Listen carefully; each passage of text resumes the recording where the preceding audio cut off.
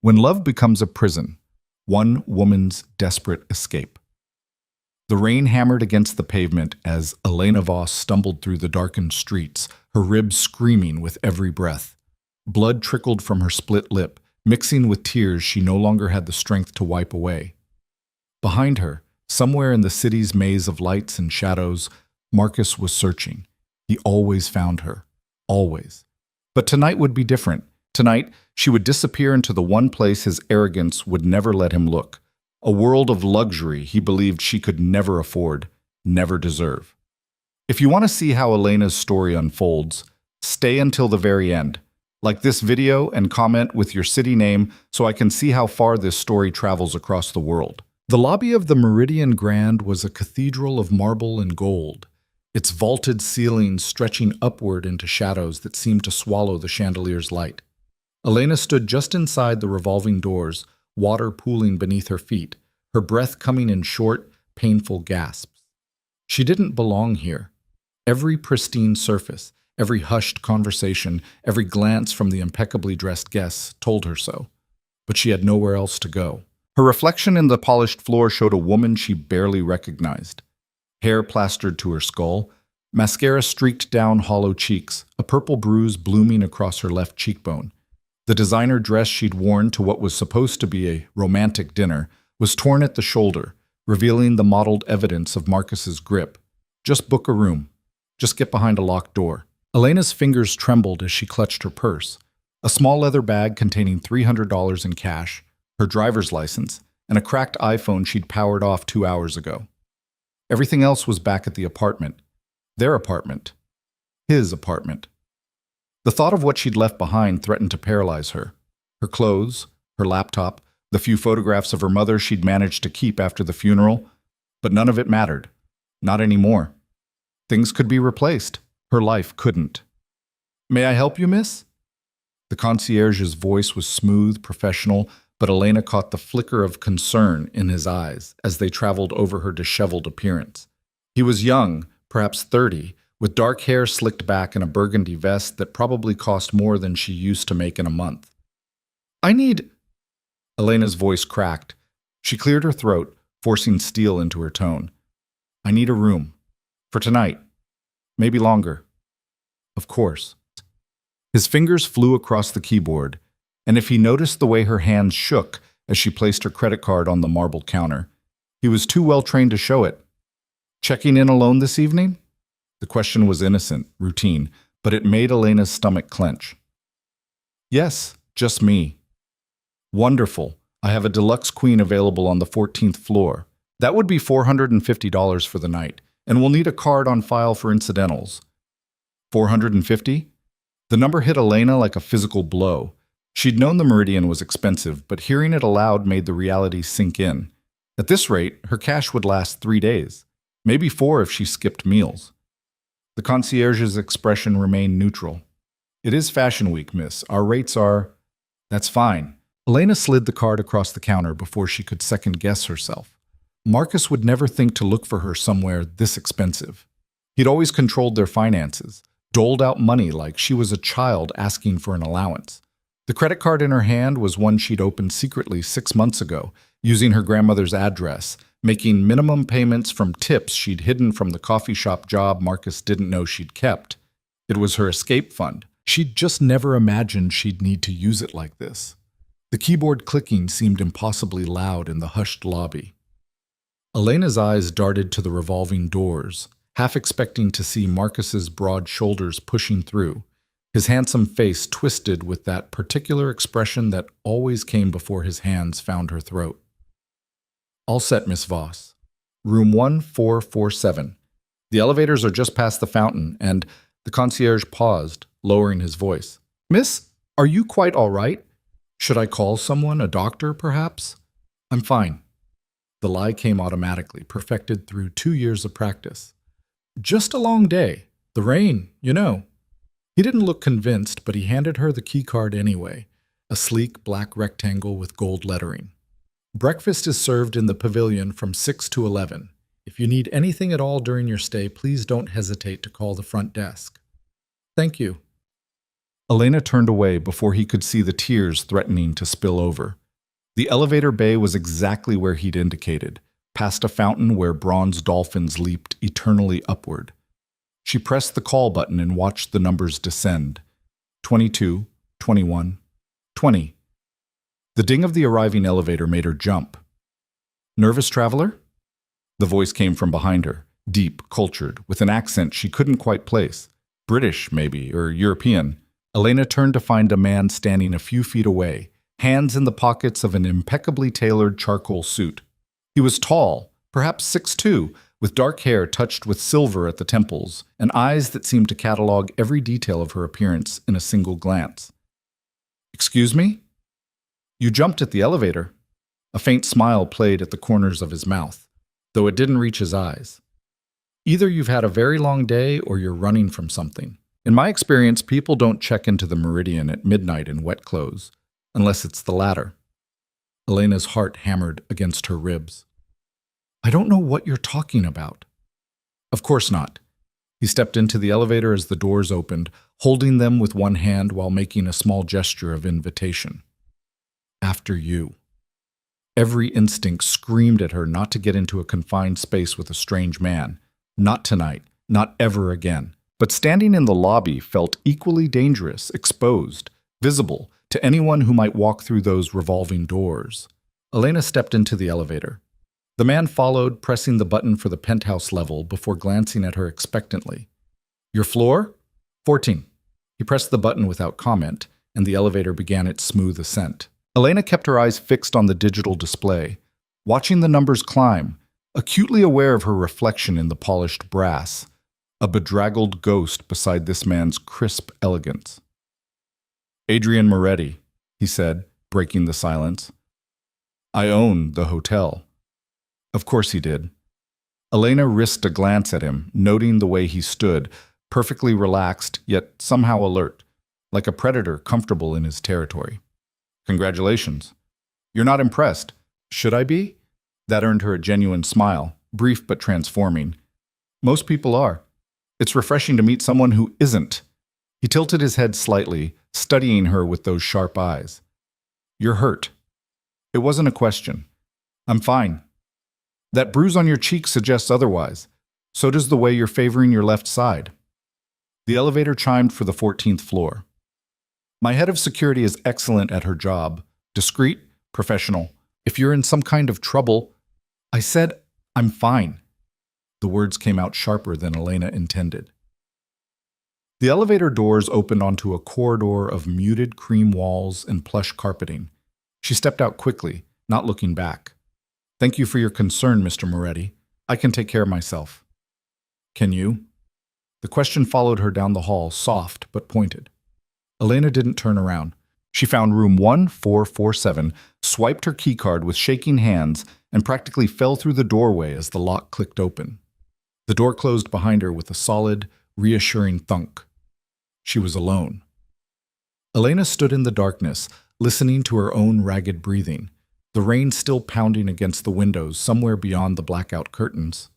Her hand found the light switch, and soft golden illumination flooded the room. It was beautiful. Absurdly, impossibly beautiful. A king-sized bed with crisp white linens, a sitting area with a velvet sofa the color of deep wine. Fresh flowers on the desk, their scent faintly floral. Through an open doorway, she glimpsed marble and chrome, a bathroom larger than her childhood bedroom. The sight of it, the sheer luxury, the safety, the locked door between her and the world, broke something open inside her chest. Elena sank to the floor and wept. She didn't know how long she sat there, back against the door, arms wrapped around her knees. The tears came in waves, each one carrying away a piece of the careful control she'd maintained for so long. She cried for the woman who'd believed Marcus when he said he loved her, for the version of herself who'd thought his jealousy was romantic, his possessiveness a sign of devotion.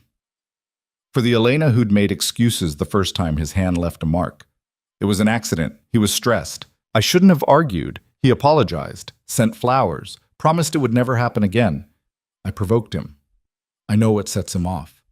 It's my fault for not being more careful. The lies tasted like ash now. Elena pulled herself up slowly, every muscle protesting. The mirror in the entryway showed the full damage. The bruise on her cheek had darkened to deep purple, and her lip was swollen where it had split. She lifted the torn edge of her dress, revealing the finger-shaped bruises on her ribs, her upper arm, her shoulder. Evidence. That's what the counselor at the women's shelter would call it. Elena had visited once 3 months ago during a rare moment when Marcus was out of town for business. She'd sat in a small room with cheerful yellow walls and listened to a kind-faced woman explain restraining orders and safety plans and the cycle of abuse. She'd left without giving her real name. Going back had seemed impossible then. Marcus was so careful. He never hit her where people could see, never left marks visible above the collar or below the sleeves. And he was so convincing when he needed to be, charming, successful, the perfect boyfriend to everyone who knew them. Who would believe her? But tonight, something had shifted. They'd been at dinner, some expensive Italian place Marcus had chosen to celebrate his promotion. Elena had made the mistake of smiling at the waiter when he'd refilled her wine glass. That was all. A polite smile. Marcus's hand had found her thigh under the table, fingers digging in hard enough to bruise. "You think he's attractive?" His voice had been pleasant, conversational. Only Elena could hear the edge beneath it. "You want to fuck him, Elena? Is that it?" "Marcus, no, You were just what? Flirting? Making me look like a fool?" "Please, you're hurting me." His grip had tightened. "This is nothing compared to what I could do. You remember that." She'd remembered. She'd sat through the rest of dinner in silence, stomach churning, counting the minutes until they could leave. In the car, Marcus had driven too fast, his jaw clenched, one hand occasionally leaving the steering wheel to grab her wrist, her neck, her hair. "You embarrass me like that again. I'll make sure you regret it." When they'd reached the apartment, she'd known what was coming, had felt it in the electricity of his anger, the set of his shoulders. She'd tried to run, made it as far as the bedroom before he'd caught her. The details after that were hazy, fractured, his hands, the wall, the floor, her own voice screaming, the moment when she'd finally fought back, clawing at his face, and his shock had given her just enough time to grab her purse and run. She'd run through the rain without looking back, feet pounding the pavement, lungs burning. At some point, her mind had supplied the Meridian as a destination. The hotel loomed over Midtown, impossible to miss, Marcus's idea of vulgar excess. "Only people with no class waste money on hotels like that," he'd said once. "All flash, no substance." Good. Let him think she had no class. Let him think she wasn't smart enough to hide somewhere he'd never look. Elena turned away from the mirror and walked to the windows. The blackout curtains were heavy, luxurious. She drew them back carefully, half expecting to see Marcus's face staring up from the street below. Instead, the city sprawled out in a glittering carpet of lights. From 14 stories up, the rain looked almost beautiful, catching the neon and headlights, turning the night into something from a film noir. Somewhere down there, people were living their normal lives, going to bars, heading home from late shifts, arguing with partners who didn't hit them. Her phone sat in her purse, still powered off. Elena knew she should destroy it. Marcus was tech-savvy enough to have installed tracking software, monitoring apps, God knows what else. He'd always known where she was, who she texted, what she searched for online. The thought of him reading her private messages, seeing her pathetic attempts to reach out to old friends he'd isolated her from, made her skin crawl. But the phone also contained the only photos she had of her mother. Elena retrieved it from her purse with shaking hands. She'd power it on just long enough to back up those photos to the cloud, then she'd smash it, throw it in the river, whatever it took to cut that last digital leash. The screen lit up, and immediately, notifications began flooding in. 43 missed calls, all from Marcus. 67 text messages. Elena's finger hovered over the messages, morbid curiosity warring with self-preservation. She shouldn't look. She knew she shouldn't. She looked. Marcus. "Where the fuck are you?" Marcus. "Elena, answer your phone." Marcus. "You're making this worse for yourself." Marcus. "I'm sorry, baby. I didn't mean it. Please come home. I love you." Marcus. "You can't just leave. We need to talk about this like adults." Marcus. "I checked the apartment. You took money." "Where did you go?" Marcus. If you think you can just run away, you're stupider than I thought. Marcus. I will find you. You belong to me. Marcus. Please, baby. I'm worried. Just let me know you're safe. The messages cycled between rage and apology, threats and endearments, in a pattern Elena knew by heart. This was how it always went. Anger, then remorse, then anger again when the remorse didn't work. But this time, she wasn't there to fall for it. Her hands moved almost without conscious thought, opening her email, forwarding the messages to herself. Evidence. If she was going to do this, really break free, she needed evidence. The backup took 3 minutes. Elena watched the progress bar creep across the screen, every second feeling like an eternity. When it finally completed, she powered the phone off again. She should smash it now, right now, before she lost her nerve. Instead, she wrapped it in a face towel and buried it at the bottom of her purse. Tomorrow. She'd deal with it tomorrow. Tonight, she just needed to breathe. The bathroom was a temple of white marble and brushed gold. Elena stood under the rainfall shower, letting water as hot as she could stand cascade over her battered body. Steam filled the space, clouding the mirrors, creating a private world where nothing existed except heat and pressure and the gradual unknotting of her muscles. She stayed there until her fingers pruned, until the water began to run cool, until she could no longer feel Marcus's hands on her skin. The hotel provided plush robes and slippers. Elena wrapped herself in both, feeling ridiculous and oddly comforted at the same time. In the mirror, her face was scrubbed clean, the bruise even more visible without makeup to hide it. She looked young, vulnerable, exactly how she felt.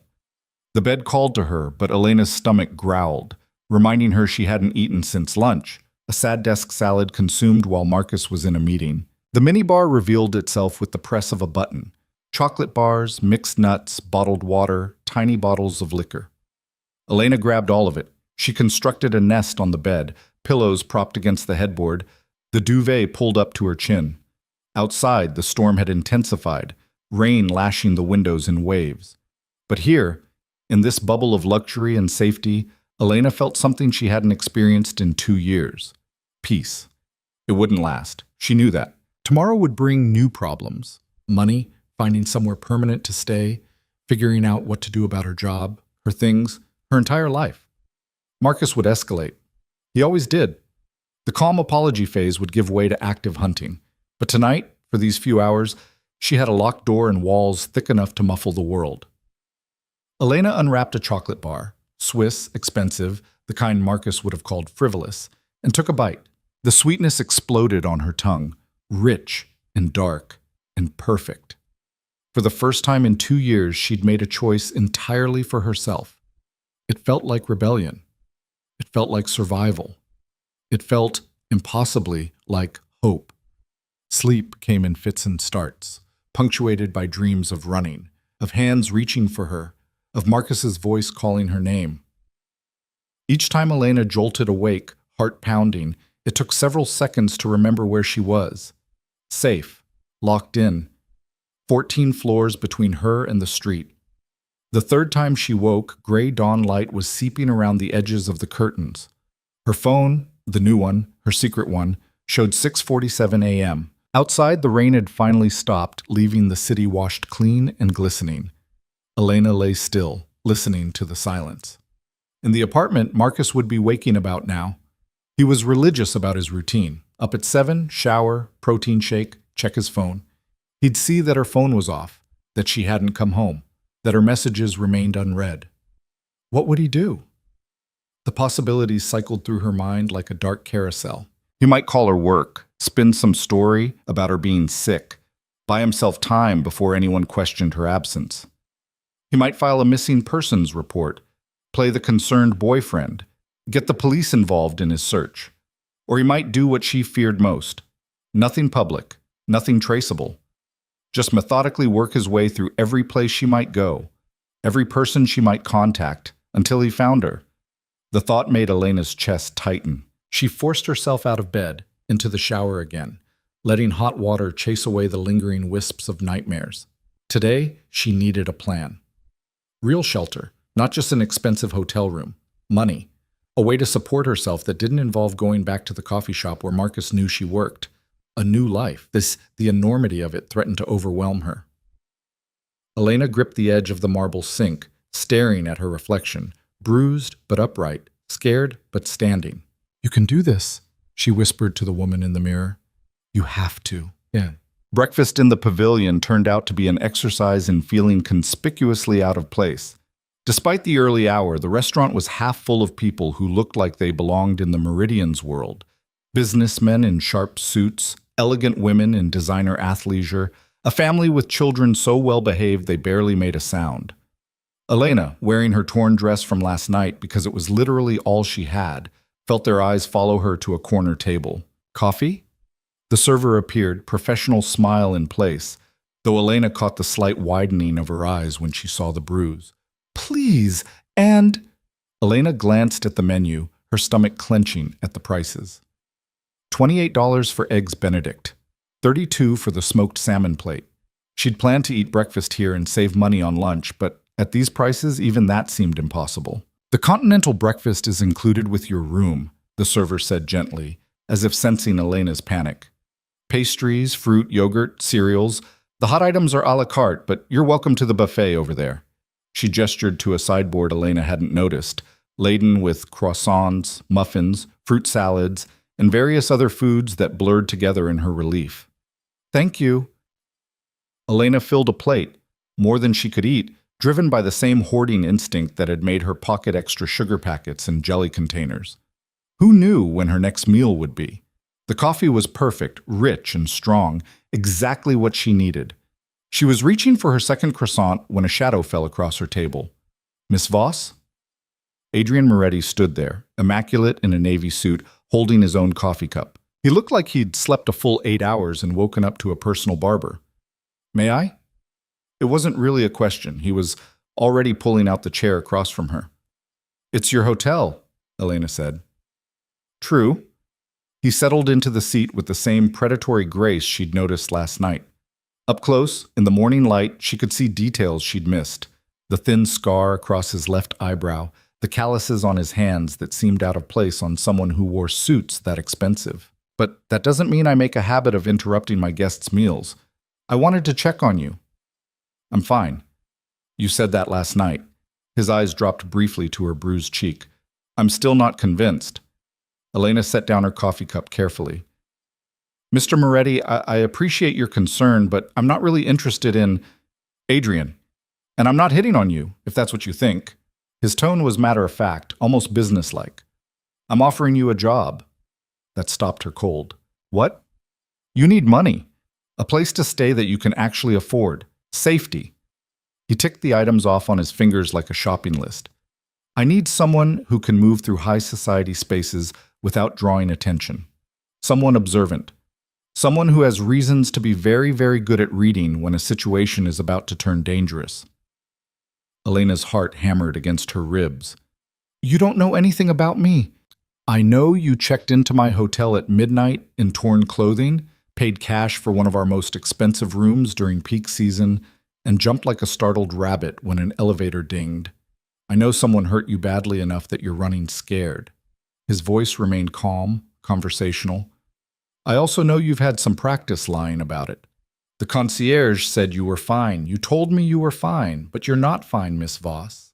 And whoever put those bruises on you is probably looking for you right now." The accuracy of his assessment made Elena's skin crawl. "What kind of job involves moving through high society spaces?" "The kind where you're seen but not noticed, where you observe and report back, where you help me identify problems before they become crises." Adrian took a sip of his coffee, studying her over the rim. "I run several businesses beyond this hotel. Some of them attract clientele who prefer discretion. I need people who can be my eyes and ears in rooms where everyone is performing, everyone is lying, and the real business happens in the spaces between words. You want me to spy for you. I want you to survive." His tone sharpened slightly. "Everything else is just details. You work for me, you get a suite in this hotel, one of the long-term residences, fully furnished. You get a salary that will let you start over properly. You get access to security that will make damn sure whoever hurt you doesn't get within 100 feet of this building." It sounded too good to be true, which meant it probably was. "What's the catch?" Elena asked. The catch is that my world is dangerous in different ways than what you're running from. The catch is that once you're in, you're in. The people I deal with don't react well to loose ends.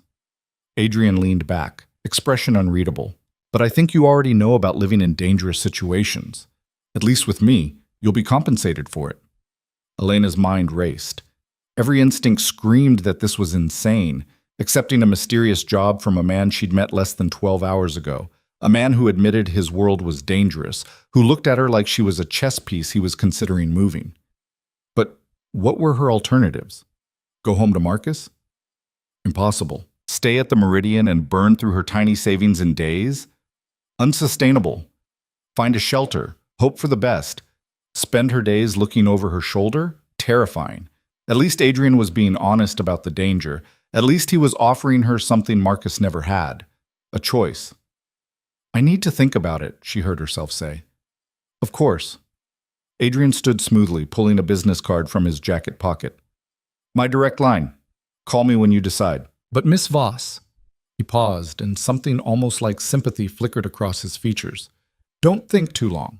Men like the one who hurt you don't give up easily, and they don't stop escalating until someone makes them. He left her sitting there, the business card heavy in her hand, her half-eaten breakfast forgotten. The rest of the morning passed in a blur. Elena returned to her room, triple-locked the door, and spent 2 hours researching Adrian Moretti on the room's desktop computer. What she found was both reassuring and alarming. Publicly, he was exactly what he'd presented, a successful hotelier with properties in New York, Miami, and Los Angeles. Before that, he'd made his fortune in private security, providing protection services to celebrities and politicians. There were photos of him at charity galas, art auctions, exclusive clubs. But there were gaps too. Years in his 20s, where his location was listed only as overseas. Business partnerships with men whose names appeared in connection with words like alleged and investigation, and no charges filed. A mention in an article about luxury hotels being used for money laundering, quickly retracted after a lawsuit. Adrian Moretti lived in the spaces between legitimate and criminal, dancing along lines most people didn't even know existed, and he'd offered her a place in that world. Elena's phone, the burner one, sat on the desk beside her. She'd been carrying it for 6 months, paying for it with hidden cash, checking it compulsively for messages that never came because no one had the number. Now she picked it up and dialed the one contact she'd saved. The phone rang 3 times before a familiar voice answered. Women's Crisis Center, this is Jennifer speaking. Hi, Elena's throat closed up. I visited a few months ago. I didn't leave my name, but I sat in the yellow room and you told me about safety planning. I remember. Jennifer's voice was warm, carefully neutral. It's good to hear from you. Are you safe right now? I left. Last night. I'm in a hotel, but I can't afford to stay here much longer, and I don't know what to do. The words tumbled out in a rush. Someone offered me a job, a place to live, but I don't know if I can trust him, and I don't know if I'm making a terrible mistake, and I need someone to tell me if I'm being stupid. Okay, take a breath. Elena could hear papers rustling on Jennifer's end. First, you need to know that leaving is the most dangerous time. Statistics show that the risk of serious harm increases significantly in the first weeks after a victim leaves their abuser. Do you have somewhere safe you can go tonight? Family? Friends? No, I don't talk to them anymore. It's been years. All right. We have emergency shelter space available. I can get you into a bed tonight, help you apply for an order of protection tomorrow, connect you with legal services. The job comes with housing, Elena interrupted. A suite in this hotel. Security? Money. A pause. What kind of job? I don't know exactly. He said something about observing at events, being his eyes and ears. Even as she said it, Elena knew how it sounded. Jennifer's voice remained carefully professional. Sweetheart, I need you to really think about what you're describing. A man you don't know offering you housing and money in exchange for vaguely defined work. That raises several red flags. I've seen situations like this before, and they don't usually end well. It's not like that. He owns the hotel. He's legitimate. A lot of dangerous people appear legitimate. That doesn't mean they're safe. A sigh. Look, I can't tell you what to do, but I can tell you that trading one controlling situation for another, even if it looks different on the surface, isn't really freedom. Real safety comes from building your own foundation, not relying on someone else's. Elena closed her eyes. Jennifer was right. She knew Jennifer was right. But Jennifer didn't understand what it felt like to have $300 to your name and a vindictive ex with unlimited resources hunting for you. Thank you for your help, Elena said quietly. Wait, let me at least get you some resources. Emergency numbers, legal aid information. I have to go. Elena ended the call before Jennifer could argue further. Her hands were shaking again. Real safety comes from building your own foundation. Beautiful sentiment. But foundations required time, resources, and breathing room, none of which Elena had. She picked up Adrian's business card, running her thumb over the embossed lettering. One phone call, and she'd have shelter, security, a salary.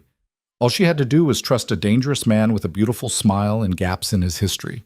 Or she could trust herself to survive on her own with nothing. Elena thought of Marcus, methodically working through her list of contacts. Her old roommate from college, they'd stopped speaking after Marcus convinced Elena she was a bad influence.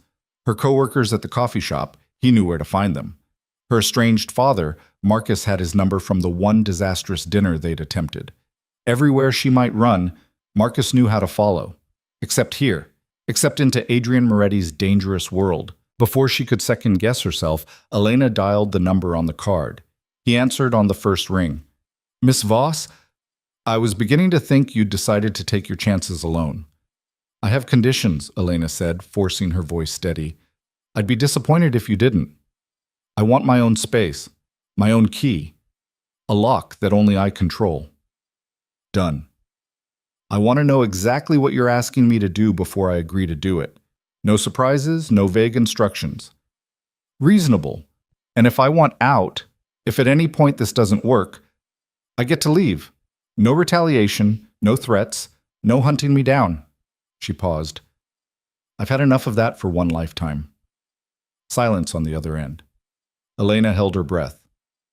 You can leave any time you want, Adrian said finally. But Miss Voss understands something. The people I deal with aren't as forgiving as I am. If you learn things, meet people, gain access to information, and then decide to walk away, there will be consequences. Not from me, from them. So yes, you can leave, but you should go into this knowing that some doors, once opened, can't be closed again. It's the truth. I won't lie to you about the risks. His voice softened slightly. But I will protect you. From your ex-boyfriend. From anyone who tries to hurt you. That's not a maybe. That's a guarantee. Elena's chest felt tight. She thought of Marcus's hands around her throat, his weight pinning her down, his voice in her ear promising things would get worse if she ever tried to leave. She thought of the empty years ahead, always looking over her shoulder, always afraid. And she thought of the woman she'd been before Marcus, confident, ambitious, unafraid. Maybe she could be that person again. Maybe not in the way she'd originally imagined, but in some new configuration of strength and survival. When do I start? Elena asked. She could hear the smile in Adrian's voice. How about now? Adrian's office occupied the entire top floor of the Meridian, a sprawling space of floor-to-ceiling windows and minimalist furniture that managed to feel both austere and luxurious. Elena stood in the center of it, acutely aware of her torn dress and the way her wet sneakers squeaked against the polished concrete floor. Sit. Adrian gestured to a leather chair positioned before his desk. We have a lot to cover. Elena sat, trying not to think about how small she felt in this space, how exposed. Through the windows behind Adrian, the city stretched out in every direction, a kingdom of glass and steel that he seemed to rule from this modern throne room. He didn't sit behind the desk. Instead, he pulled up a chair directly across from her, close enough that she could see the flecks of gray in his dark eyes. First things first, your ex-boyfriend, what's his name? Marcus. Marcus Chen. What does he do? He's a financial analyst at Blackstone, senior associate. Elena's hands twisted in her lap. He's smart, connected. He knows people. Everyone knows people. Adrian pulled out a tablet, fingers moving across the screen. Marcus Chen, Blackstone, approximately 30 years old, based in Manhattan. Is this him? He turned the screen toward her. Elena's stomach lurched at the sight of Marcus's LinkedIn photo, that practiced smile, the one that had fooled her for so long. Yes. Good. I'll have my security team start monitoring him. Phone, email, social media, credit cards. If he breathes in your direction, we'll know about it. Adrian made a note. You said he's looking for you. What has he tried so far? Calls, texts, I don't know what else. I turned my phone off. Smart. Give it to me. What? Your phone. The one he might be tracking. Adrian held out his hand. I'll have it wiped and destroyed. You'll get a new one. Clean. Untraceable. Elena hesitated, thinking of her mother's photos, but she'd already backed those up to the cloud. The phone itself was just a liability now. She retrieved it from her purse and placed it in his palm. Adrian immediately powered it on, ignoring the flood of notifications, and plugged it into a small device on his desk. This will clone your data to a secure server. Everything you want to keep, photos, contacts, whatever, will transfer to your new phone. Everything else gets destroyed. He glanced at her, including any tracking software your ex might have installed. The efficiency of it was almost frightening. Within 5 minutes, Adrian had dismantled a piece of Marcus's control over her life with the same casual ease someone might use to discard junk mail. Now, he continued, setting the device aside, let's talk about what you'll actually be doing for me. Elena straightened in her chair, trying to project confidence she didn't feel. You said something about observing at events. I host gatherings, fundraisers, galas, private dinners, the kind where wealthy people drink expensive wine and pretend they're not negotiating deals that move millions of dollars. His tone was matter-of-fact, almost bored. Most of my guests are exactly what they appear to be, rich, harmless, obsessed with status. But some are more interesting. Money launderers looking for legitimate investments, politicians taking bribes, businessmen with creative accounting practices. And you want me to, what, identify them? I want you to watch. Listen. Remember. Adrian leaned forward slightly. You've spent 2 years reading micro-expressions, monitoring tone shifts, predicting when someone was about to become violent. Those are valuable skills, Miss Voss. In my world, being able to tell when someone's lying, when they're nervous, when they're about to do something stupid, that's worth its weight in gold. It made a twisted kind of sense. All those months of walking on eggshells, analyzing Marcus's every mood, learning to detect anger before it manifested as action. Adrian was right. Those were skills. She'd just never thought of them as marketable. What happens when I identify someone interesting? Elena asked. You report to me. I decide what to do with the information. He paused. Sometimes that means cutting business ties. Sometimes it means gathering more evidence before involving authorities. And sometimes it means absolutely nothing. I just like to know who's in my space. That's vague. It has to be. Every situation is different. Adrian's expression remained neutral. But here's what I can promise you. I won't ask you to do anything illegal. I won't put you in physical danger. And I will never, ever raise a hand to you. Those are my terms. Non-negotiable. Elena searched his face for signs of deception and found only steady certainty. Either he was telling the truth or he was a far better liar than Marcus had ever been.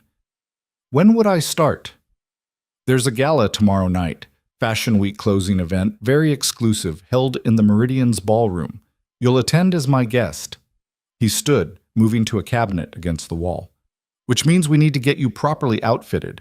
Can't have you representing me in torn designer wear. He returned with a black credit card. There's a boutique on the second floor. Tell them you're my personal guest and need a complete wardrobe, evening wear, business casual, whatever you want. Get shoes, accessories, the works. Elena stared at the card like it might bite her. I can't. You can and you will. Consider it part of your signing bonus. Adrian pressed the card into her hand. You're going to be visible in my world, Elena. That means looking the part. No arguments. The weight of the plastic in her palm felt surreal. Marcus had never let her have her own credit card, had doled out cash for groceries, for necessities, always with the implicit understanding that she owed him for every dollar. This was different, wasn't it? What about housing? She asked, changing the subject before the comparison could paralyze her. I'll show you. Adrian led her back to the elevator, inserting a keycard before pressing the button for the 15th floor. They rode up in silence, Elena hyper-aware of his presence beside her, calm, controlled, radiating the kind of confidence that came from always being the most dangerous person in any room. The elevator opened directly into a hallway that looked nothing like the 14th floor. Where her current room's corridor had been traditionally elegant, this was sleek and modern. Dark wood paneling, abstract art, recessed lighting that created pools of shadow between each door. The 15th floor is all extended stay suites, Adrian explained, leading her to the third door on the left. Residents only. Requires key card access to even reach this level. Your suite. He unlocked the door and gestured for her to enter first. Elena stepped into a space that made her current room look like a closet. The suite stretched out before her, a full living room with a modern kitchen, a dining area, floor-to-ceiling windows overlooking the city. Through an open doorway, she glimpsed a bedroom with a king bed and what looked like a walk-in closet. 1,200 square feet, Adrian said from behind her. Fully furnished, utilities included. Housekeeping twice a week if you want it, or never if you prefer privacy. The kitchen's stocked with basics, but there's also 24-hour room service. Elena walked slowly through the space, running her fingers along the back of the sofa, the marble kitchen counter, the dining table that could seat 6. She'd lived with Marcus in a cramped one-bedroom where she'd been afraid to rearrange the furniture without asking permission. This was hers. Entirely hers. The bedroom, Adrian continued, apparently mistaking her silence for uncertainty, has blackout curtains, a king bed, and an ensuite bathroom with both a shower and soaking tub. The closet is, "Why are you doing this?" The question burst out before Elena could stop it. She turned to face him. "You don't know me. I could be lying about everything. I could be crazy, dangerous. You're not." Adrian's voice was calm, certain. "I've spent 20 years evaluating risks, Miss Voss. Reading people, determining threats, deciding who's worth trusting. You're many things, damaged, frightened, in over your head, but you're not a liar, and you're not crazy." "How can you possibly know that?" "Because crazy doesn't run. Crazy stays and makes excuses." He moved to stand by the windows, looking out at the city. "You left. Against every psychological pressure your abuser put on you, against the trauma bond, against the financial dependency, you left. That takes clarity of mind, strength, survival instinct."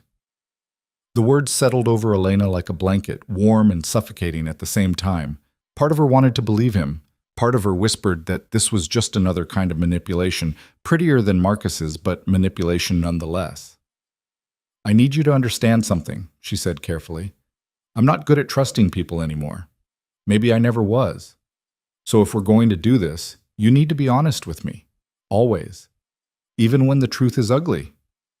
Adrian turned from the window, and something shifted in his expression, a crack in the polished facade revealing something harder underneath. "All right, honest truth?" He crossed his arms. "I'm not doing this out of the goodness of my heart. I need someone with your specific skill set, and you happen to stumble into my hotel at exactly the right time. That's opportunism, not altruism. But—" He held up a hand before she could respond. "That doesn't mean I'm going to hurt you. My business requires trust, loyalty, discretion. None of those things come from fear. So yes, this arrangement benefits me. But it can benefit you too. Those aren't mutually exclusive." The honesty was almost shocking in its bluntness. Elena found herself laughing, a short, bitter sound. "At least you're not pretending to be my savior." "I'm nobody's savior, Miss Voss. I'm a businessman with expensive tastes and flexible ethics." A slight smile. "But I protect what's mine. You work for me, you live here, that makes you mine to protect. Marcus Chen will learn that the hard way. If he tries anything stupid." There was something almost comforting in the cold calculation of it. No false promises of love or rescue. Just a transaction, terms clearly stated, expectations laid out. Elena could work with that. "I want a contract," she said. "Something in writing. My duties, my compensation, the terms of housing. All of it documented. My lawyer will have it ready by this afternoon." Adrian moved toward the door. "In the meantime, go shopping. Get yourself everything you need. Tomorrow night you'll attend the gala with me. Consider it your trial run. And if I fail?" He paused in the doorway, glancing back at her. You won't. Survival has already taught you everything you need to know. Now you just get to use those lessons for profit instead of mere existence. Then he was gone, leaving Elena alone in her new home. She stood in the center of the living room, slowly turning in a circle, trying to absorb the reality of what had just happened. 24 hours ago, she'd been cowering in Marcus's apartment, convinced she had no options. Now she had a suite in a luxury hotel and a job that involved attending galas. It felt like a fever dream. Elena walked to the bedroom, running her hand along the doorframe as if to confirm it was real. The closet was indeed enormous, bigger than some apartments she'd lived in. Empty now, but Adrian expected her to fill it.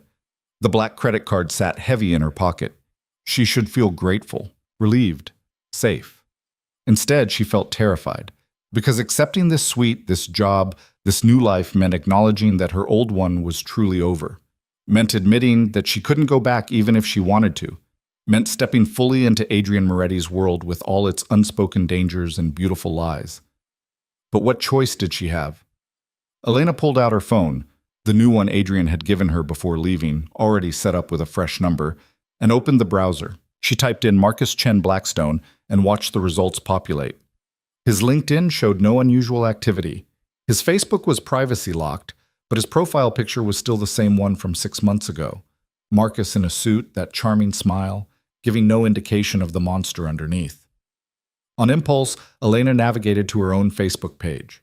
She hadn't logged in for months. Marcus had insisted social media was a waste of time, had gradually convinced her to stop posting, stop checking, stop maintaining connections with anyone from her old life. Now she scrolled through her timeline, looking at posts from people she used to know. College friends getting married, having babies, starting careers. Her former roommate had moved to Seattle. A girl from her dorm floor was backpacking through Europe. They'd all moved on, built lives, become adults. And Elena had disappeared into Marcus's orbit, becoming smaller and smaller until she was barely visible. Not anymore. She logged out, closed the browser, and picked up the credit card. Time to become someone new.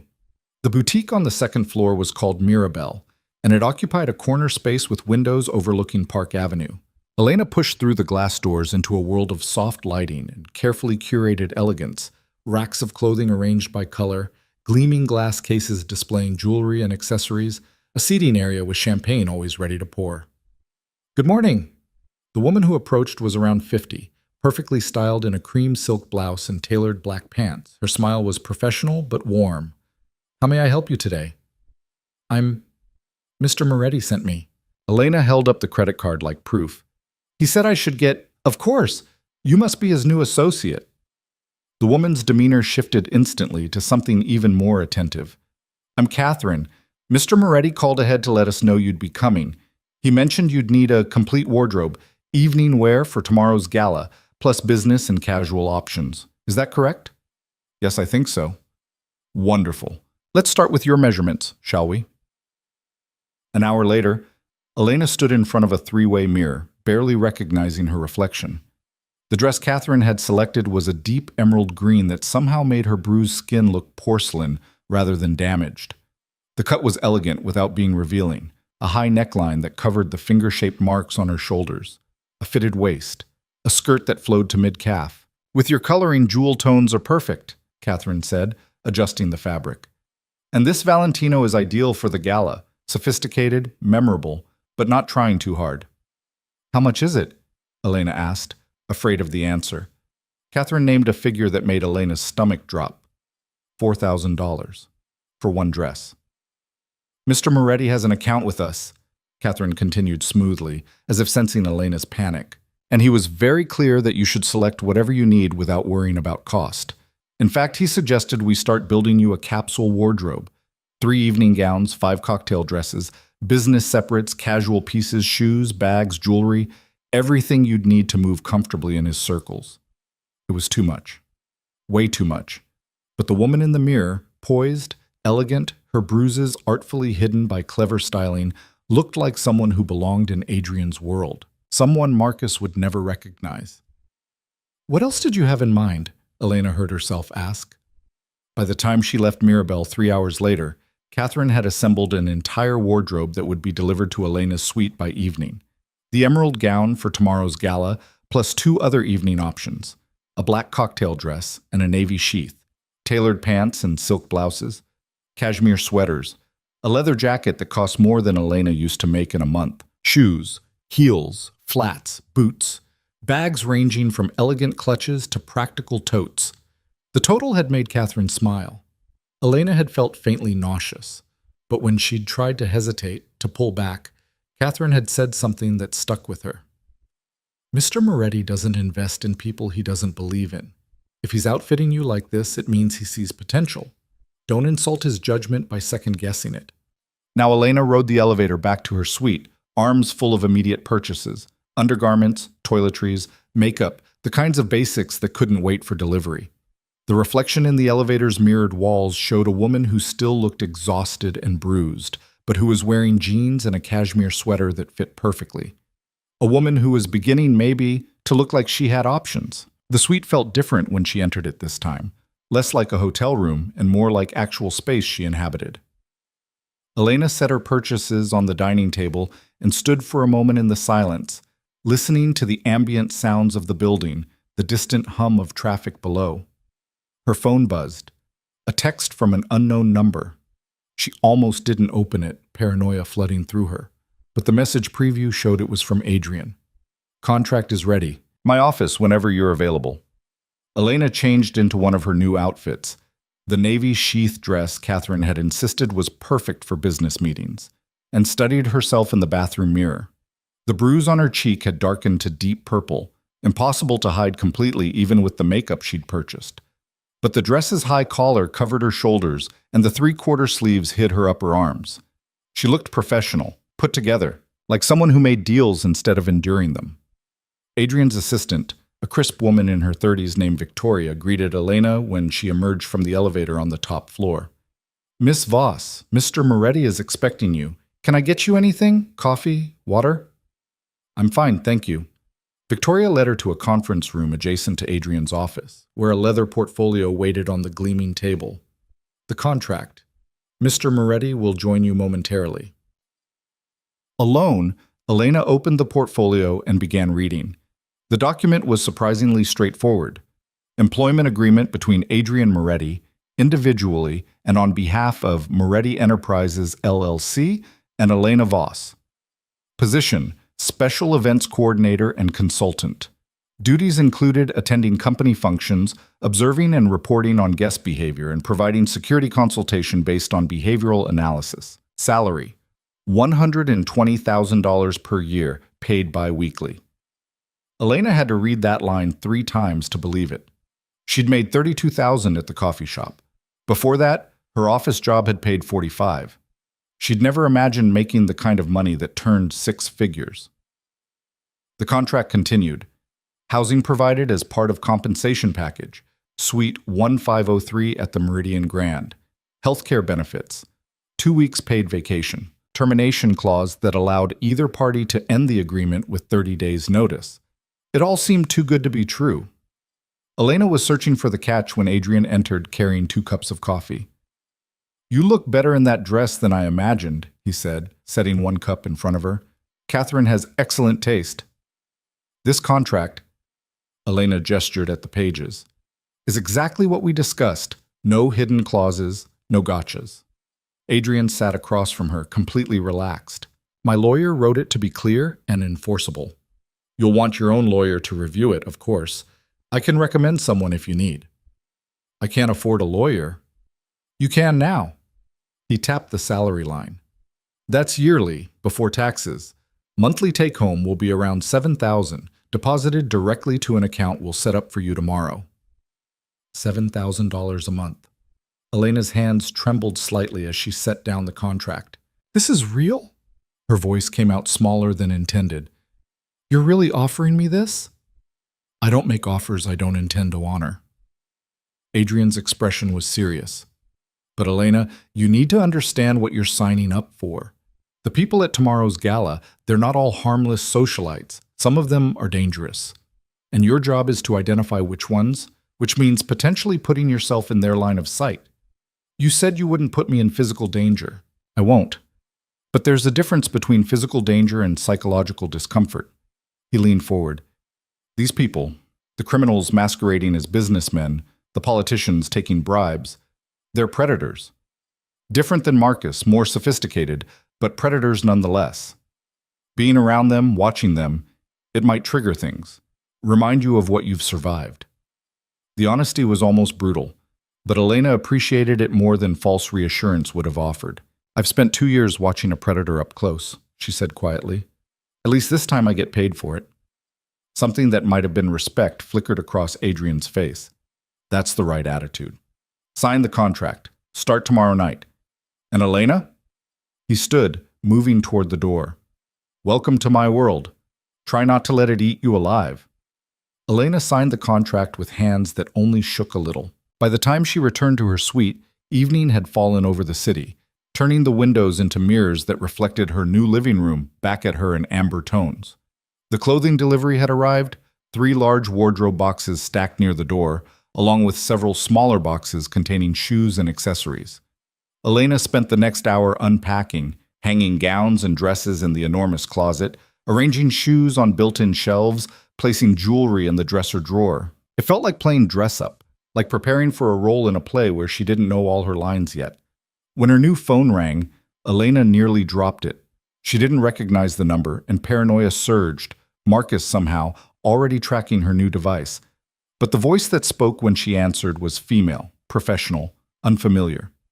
Miss Voss? This is Detective Sarah Martinez with the NYPD. I'm calling regarding a missing persons report filed this morning for an Elena Voss. Are you all right? Elena's blood turned to ice. I'm fine. Who filed the report? A Marcus Chen. He claims you're his girlfriend, and he hasn't heard from you in over 24 hours. Says you left your apartment without explanation, and he's worried about your safety. Of course. Of course Marcus would do this, involve the police, play the concerned boyfriend, build a paper trail that painted him as the victim and her as unstable. I'm not missing, Elena said carefully. I left of my own free will. I'm safe. I'm glad to hear that. However, Mr. Chen seems quite concerned. He mentioned you've been under stress lately, that he's worried about your mental state. Detective Martinez. Elena's voice hardened. I left because Marcus Chen is abusive. I have bruises on my body right now from the last time he hit me. I'm not missing. I'm hiding. From him. A pause. Miss Voss, are you saying you're the victim of domestic violence? Yes. Would you be willing to come to the station and make a statement? We can help you file for an order of protection, connect you with resources. I have resources. Elena thought of Adrian's promise, his security team, the walls of the meridian between her and Marcus. But yes, I'll make a statement. I want it on record that I'm not missing and that Marcus is the reason I left. They arranged a meeting for the following afternoon. When Elena hung up, she felt simultaneously vindicated and terrified. Making an official statement meant confronting Marcus's version of events, meant going on record as a victim of abuse, meant acknowledging publicly and irrevocably that her perfect relationship had been a lie. But it also meant building a case, creating evidence, taking back some measure of control. Elena pulled up the photos she'd taken in the hotel bathroom the night before, close-ups of every bruise, every mark, time-stamped and saved to the cloud. She'd add them to her statement tomorrow. Marcus thought he could control the narrative, thought he could paint her as unstable, missing, in need of rescue. He was about to learn otherwise. That night, Elena stood at the windows of her new suite and looked out at the city stretched before her like a glittering promise. Somewhere down there, Marcus was probably calling hospitals, harassing her old friends, building his search. Let him. For the first time in 2 years, Elena had walls he couldn't breach, resources he couldn't control, and allies he didn't know existed. Tomorrow night, she would walk into a ballroom full of New York's elite on Adrian Moretti's arm.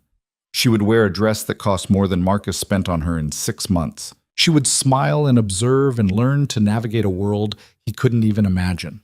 And someday, not today, not tomorrow, but someday, she would stop being afraid of him entirely. But first, she had to survive the gala. The morning of the gala arrived with unseasonable warmth, sunlight streaming through Elena's windows and turning the city gold. She woke disoriented, reaching instinctively for the space beside her before remembering. No Marcus, no shared bed, no need to gauge his morning mood before daring to move. Just silence, safety, solitude. The relief was so profound it almost hurt. Elena showered and dressed in jeans and a simple black sweater, then forced herself to eat breakfast even though her stomach churned with nerves. The police station appointment loomed at 2 o'clock, and after that she'd have exactly 4 hours to transform herself into someone who belonged at a Fashion Week gala. No pressure. Her phone buzzed as she finished her coffee. A text from Adrian. Security will drive you to the station. Black SUV, license plate JTM 4721. Don't take a cab. Elena hadn't mentioned the police appointment to him, which meant he was monitoring her communications, or had contacts within the NYPD, or both. The thought should have disturbed her more than it did. The SUV was waiting when she emerged from the Meridian side entrance at 1:30, exactly as Adrian had promised. The driver was a woman in her 40s with close-cropped gray hair and the bearing of someone who'd seen combat. "Miss Voss, I'm Catherine, head of Mr. Moretti's security team." She opened the rear door with economical efficiency. "I'll be accompanying you to the station and remaining nearby during your statement. Any issues, you text me immediately." "I can handle giving a statement. I'm sure you can." Catherine's smile was brief but genuine. "But men like your ex don't play fair. If he shows up at the station, if he tries to intercept you, if anything feels wrong, I'm your insurance policy." Elena slid into the SUV's leather interior, oddly comforted by Catherine's blunt pragmatism. At least someone was taking Marcus seriously as a threat. The drive to the precinct took 20 minutes through midday traffic. Catherine parked across the street, handed Elena a business card with a single phone number on it, and said, "I'll be watching the entrance. Any trouble? You call." Detective Martinez turned out to be a woman in her early 50s with kind eyes and the exhausted demeanor of someone who'd seen too many cases like Elena's. She led Elena to a small interview room that smelled of stale coffee and institutional cleaning products. "Thank you for coming in, Miss Voss. I know this isn't easy." Martinez settled into a chair across the battered table. "Before we begin, I want you to know that everything you tell me is confidential. This is a safe space." Elena almost laughed at that. There were no safe spaces, not really, just places where the danger was temporarily held at bay. "I appreciate that," she said instead. "Walk me through what happened. Start wherever feels comfortable." So Elena told her story. Not all of it. That would take hours, days, maybe years, but the relevant parts. Meeting Marcus 2 years ago, the initial charm, the gradual isolation from friends and family, the first time he'd grabbed her hard enough to bruise, his immediate apology, her decision to give him another chance, the pattern that followed. Tension building, explosion, remorse, honeymoon period. Repeat. Each cycle getting worse, the explosions more violent, the remorse less sincere. Martinez took notes without interrupting, her expression carefully neutral. When Elena described the dinner 2 nights ago and what had followed, the detective's pen paused. "And you have documentation of your injuries?" Elena pulled out her phone, navigating to the photos. Martinez examined each one with clinical detachment, though something flickered in her eyes. Anger maybe, or recognition of a story she'd heard too many times. "These are good evidence. Clear, time-stamped, show visible injuries." She made another note. "Have you sought medical attention?" "No." "I'd recommend it. Photographs are helpful, but a medical examination creates an official record. We have a nurse practitioner on staff who specializes in documenting domestic violence injuries. She could see you today if you're willing." Elena hadn't considered that. The idea of being examined, photographed again, having strangers catalog Marcus's violence on her skin, it felt invasive. But Martinez was right. The more documentation she had, the stronger any eventual case would be. "Okay, yes." The examination took 45 minutes. The nurse practitioner, a gentle woman named Rosa, measured each bruise, photographed them from multiple angles, documented the split lip and the tender ribs that made Elena wince when pressure was applied. "You're lucky," Rosa said quietly as she worked. "I've seen much worse. But Miss Voss, the pattern here, the location of the bruises, the defensive marks on your forearms, this will escalate if you go back. It always does." "I'm not going back." "Good." Rosa finished her documentation and handed Elena a folder thick with resources, hotline numbers, shelter information, legal aid contacts. Keep these. You never know when you might need them. By the time Elena emerged from the examination room, Detective Martinez had drafted a preliminary report. She slid it across the table for Elena to review. This documents your statement, the injuries, and the pattern of abuse you've described. I'm also noting that Marcus Chen filed a false missing persons report. You're clearly not missing. You left of your own volition due to domestic violence. What happens now? Elena asked. That depends on what you want. You can file for an order of protection, which would legally prohibit Chen from contacting or approaching you. Violation of that order is a criminal offense. Martinez paused. However, I should be honest. Orders of protection are just pieces of paper. They work when abusers respect legal authority. When they don't, she didn't need to finish the sentence. Elena had heard enough stories about women killed by exes despite restraining orders to understand the limitations. I'll think about it, Elena said. Fair enough. In the meantime, I'm going to pay Mr. Chen a visit. Ask him some questions about his missing persons report, about your relationship, about the injuries you've documented. A thin smile crossed Martinez's face. Sometimes just knowing that police are watching is enough to make men like him think twice. Elena wanted to believe that. Wanted to think that official scrutiny would make Marcus back down, rethink his pursuit, accept that she was gone. But she knew him better than that. Marcus didn't accept defeat. He reframed it, spun it, turned every setback into evidence of someone else's failure. If the police questioned him, he'd have explanations ready. She was unstable, prone to self-harm, making false accusations. He'd be cooperative and charming and utterly convincing. And then, once they left, he'd be furious. Catherine was waiting when Elena exited the precinct, falling into step beside her with the casual alertness of a bodyguard who knew her job. How'd it go? I made a statement, got examined. They're going to question Marcus. Good. That puts him on notice. Catherine opened this SUV door. Mr. Moretti wants you to know that our surveillance picked up Chen making calls to your old workplace this morning. He told them you were sick, that he'd bring you in when you felt better. Elena's stomach clenched. Of course, Marcus would try to control that narrative too. Keep her job waiting, make it seem like she was just temporarily indisposed, maintain the fiction that she'd come back. What did the coffee shop say? Not much. Your manager seemed suspicious but didn't push back. Catherine pulled into traffic. However, Chen also called 3 of your former friends. 2 didn't answer. One, a woman named Jessica, told him she hadn't heard from you in over a year and to stop calling her. Jessica. Elena hadn't thought about her old college roommate in months. Marcus had convinced her that Jessica was jealous, toxic, a bad influence. Looking back now, Elena could see the manipulation clearly. Jessica had been trying to warn her about Marcus, and he'd successfully driven a wedge between them before she could listen. Can you get me Jessica's number? Elena asked impulsively. Catherine glanced at her in the rearview mirror. Already sent it to your phone. Mr. Moretti thought you might want to reconnect with people Chen isolated you from. The efficiency of it was both impressive and slightly unsettling. Adrian seemed to anticipate her needs before she articulated them, which was either excellent management or excellent control. Elena wasn't sure which. Back at the Meridian, she had 3 hours before the gala. She spent the first hour staring at Jessica's phone number, composing and deleting text messages, trying to find words that could bridge 2 years of silence. Finally, she typed, Hey, it's Elena. I know it's been forever, and I don't blame you if you don't want to talk to me, but I left Marcus. You were right about him. I'm sorry I didn't listen sooner. The response came within minutes. Holy shit. Elena, are you safe? Where are you? Do you need anything? The concern in those simple questions made Elena's eyes sting.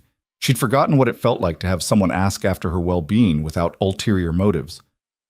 I'm safe. Living in a hotel right now, figuring things out. I just wanted you to know I'm sorry for disappearing, for choosing him over our friendship, for not seeing what you saw. Stop apologizing. I'm just glad you got out. Can we meet up? Get coffee? I want to see you. Elena hesitated. Part of her desperately wanted to say yes, to rebuild that connection, to remember who she'd been before Marcus. But another part, the part that had learned caution the hard way, worried about exposing Jessica to any potential fallout. Soon, I promise. There's just some stuff I need to handle first, but I wanted you to know I was okay. Okay, but Elena, I'm here. Whenever you're ready. No judgment, no conditions. Just friends. Elena set the phone down, surprised by the tears on her cheeks. She hadn't realized how much she'd missed having a friend, someone who cared about her without wanting something in return. Maybe there was a version of her life where she could have that again. But first, she had to get through tonight. The emerald gown hung in her closet like a promise. Elena showered for the second time that day, then sat at her vanity to attempt what Catherine had called gala-appropriate makeup. The bruise on her cheek had faded slightly, but remained visible, a purple shadow that no amount of concealer could completely hide. In the end, she decided not to try. Let people see it. Let them wonder. She was done hiding Marcus's violence. The dress slipped over her head like water, the fabric settling against her skin with a whisper of expensive silk. Elena zipped it carefully, then stood back to assess her reflection. The woman in the mirror looked nothing like the terrified creature who'd stumbled into the Meridian 48 hours ago. The dress transformed her, the emerald green making her skin luminous, the cut elegant and sophisticated. Her hair fell in waves over her shoulders, dark against the jewel-toned fabric. The bruise on her cheek looked almost artistic in this light, a shadow that added drama rather than damage. She looked like someone who belonged in Adrian's world. Whether that was true remained to be seen. A knock on her door at exactly 7 o'clock announced Adrian's arrival. Elena grabbed the small clutch Catherine had matched to her dress and opened the door. Adrian stood in the hallway wearing a tuxedo that probably cost more than a used car, looking every inch the dangerous sophisticate he was. But when his eyes landed on Elena, something shifted in his expression. Surprise, perhaps, or appreciation. "You clean up well, Miss Voss." "So do you, Mr. Moretti." He offered his arm with old-fashioned formality. "Ready to meet New York's finest hypocrites and criminals?" "As I'll ever be." The ballroom occupied the entire second floor of the Meridian, a space of soaring ceilings and crystal chandeliers that threw rainbow light across marble floors. By the time Elena and Adrian arrived, the party was already in full swing. Hundreds of guests in designer gowns and tuxedos, champagne flowing freely, a string quartet playing something classical and lovely in the corner. Elena's first instinct was to shrink back, to find a wall to press herself against, to become invisible. But Adrian's hand on her elbow anchored her.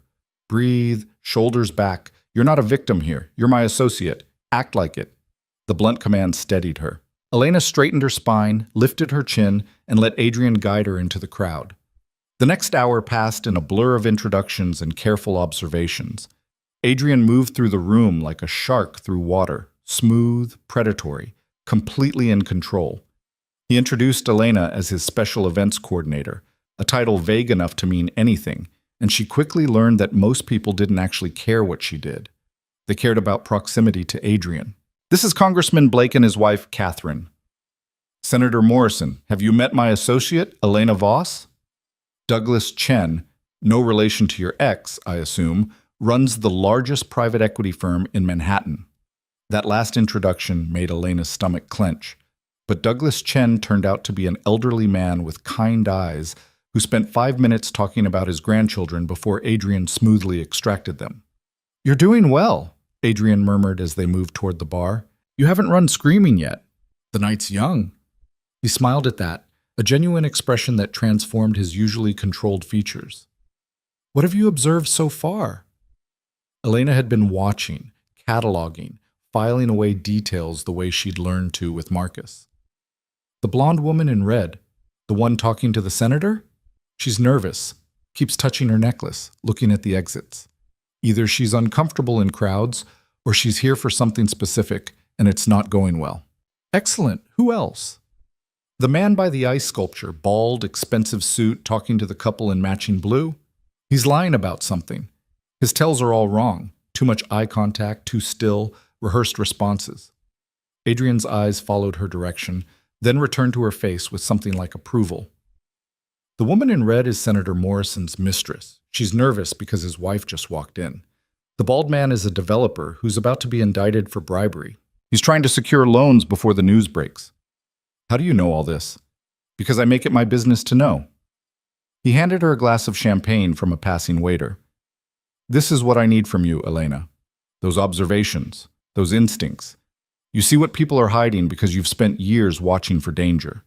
That skill is worth more than you realize. Before Elena could respond, a commotion near the entrance drew their attention. The crowd had parted slightly, creating a corridor of space, and through it walked a woman who commanded attention like gravity. She was stunning, early 30s, dark skin, wearing a white gown that should have been bridal, but somehow looked lethal. Her presence silenced conversations and ripples as she moved through the room, heading straight for Adrian. Well, her voice was honey over steel. Adrian Moretti throwing a party and actually showing his face. Will wonders never cease? Simone. Adrian's tone was carefully neutral. I didn't realize you were in New York. Last-minute decision. I heard you were hosting Fashion Week's closing gala and couldn't resist. Her eyes slid to Elena, assessing, calculating. And who is this? Your latest acquisition? The word made Elena stiffen, but Adrian's hand tightened slightly on her elbow in warning. Elena Voss, meet Simone Laurent. She runs security consulting for several international clients. By security consulting, he means I clean up messes for people who can afford discretion. Simone's smile was sharp. A pleasure, Miss Voss. That's quite a bruise on your face. Occupational hazard? The casual cruelty of the question stole Elena's breath, but before she could formulate a response, Adrian stepped smoothly between them. If you'll excuse us, Simone, I need to introduce Elena to some potential clients. Of course. We'll catch up later, Adrian. We have so much to discuss. She glided away, leaving tension in her wake. Adrian steered Elena toward the terrace doors without speaking, only relaxing slightly once they'd stepped into the cool night air. Who was that? Elena asked. Someone I used to work with. Someone I no longer trust. Adrian leaned against the terrace railing, looking out at the city lights. Simone operates in the same circles I do, but with fewer scruples. She's brilliant and dangerous and enjoys hurting people. Stay away from her. She knew about my bruise. She makes it her business to know things, weaknesses especially. He glanced at Elena. Don't let her get under your skin, that's what she wants. But it was too late. Simone's casual assessment, your latest acquisition, had wormed its way into Elena's thoughts. Was that what she was? Just another asset in Adrian's collection, valuable only for what she could provide? The thought was still circling her mind when her phone buzzed. She pulled it from her clutch, expecting a message from Catherine or perhaps Jessica. Instead, it was from a number she didn't recognize. I know where you are. Elena's blood turned to ice. She stared at the screen, willing the words to rearrange themselves into something less threatening. Another message followed. Did you really think you could hide from me? I'm outside right now. Come down and we'll talk like adults. Or I'll come up and make a scene, your choice. Marcus. Elena? Adrian was watching her face. What's wrong? She handed him the phone wordlessly. His expression darkened as he read the messages. Catherine. He spoke into his own phone, all business. Chen is here, outside the building. Get eyes on him now. Through the terrace doors, Elena could see the party continuing. Music, laughter, people dancing and drinking and living lives uncomplicated by threats. It felt impossibly far away. He found me, she whispered. I've been here 2 days and he already found me. He was always going to find you. Manhattan's not that big when someone's determined. Adrian pocketed his phone. The question is what we do about it. I should go down, talk to him. Maybe if I just... Absolutely not. Adrian's voice was sharp. You're not negotiating with him, Elena. You're not giving him the satisfaction of seeing you scared. Then what do I do? Before Adrian could answer, Catherine's voice came through his phone's speaker. I have visual on Chen. He's across the street, watching the entrance. No weapons visible, but he's agitated, making calls, pacing. Elena moved to the terrace edge, looking down at the street below. Even from this height, she could pick out Marcus's familiar form, broad shoulders and a dark jacket, phone pressed to his ear, that particular way he had of moving when he was angry. Her phone buzzed again. I can see the lights. I know you're at some party. Very nice, Elena. Fucking some rich guy now? Is that how you're paying for this? The cruelty was so familiar it almost didn't hurt. Almost. He's texting me, Elena said quietly. Adrian read the new message over her shoulder, his jaw tightening. Catherine, call the police. Harassment, violation of the stop contact order. There is no order yet, Elena interrupted. I didn't file for one. I just gave a statement. Then we'll file tonight. Adrian was already dialing. Martinez? Adrian Moretti. Yes, I know what time it is. I have a situation. Elena Voss's abusive ex is outside my hotel right now, making threats. I'm sending you screenshots. While Adrian spoke to the detective, Elena's phone continued buzzing with messages that cycled between rage and pleading in the pattern she knew so well. You can't just leave me, after everything I've done for you. I love you. Please come down and talk to me. If you don't come down in 5 minutes, I'm coming up there. You're making this worse for yourself. You know how I get when you defy me. Each message was evidence. Each threat another nail in whatever case might eventually be built. But knowing that didn't make them easier to read. Adrian finished his call and turned back to Elena. Martinez is sending officers. They'll pick Chen up for questioning, maybe hold him overnight. It won't solve the problem, but it'll buy us time. Time for what? For you to decide how you want to handle this. Order of protection, pressing charges, whatever you need. His voice softened slightly. But Elena, you need to understand, men like Chen don't stop because you ask nicely. They stop when they're forced to. When the consequences of continuing become worse than the satisfaction of control. So what? I just keep hiding? Keep running? No, you stop hiding. Adrian gestured back toward the ballroom. You go back in there, you hold your head up, and you show him that he doesn't get to dictate your life anymore. The police will handle him tonight. Tomorrow we'll figure out long-term solutions. But right now, you make a choice. Let him ruin this evening, or prove to yourself that he doesn't have that power anymore. It was a test. Elena could see that clearly. Adrian was measuring her, deciding if she had the spine to survive in his world, if the investment he'd made in her would pay dividends. But it was also true. She could let Marcus's presence outside reduce her to the cowering victim she'd been, or she could stand up and claim this new life she was building. Elena straightened her shoulders, smoothed her dress, and met Adrian's eyes.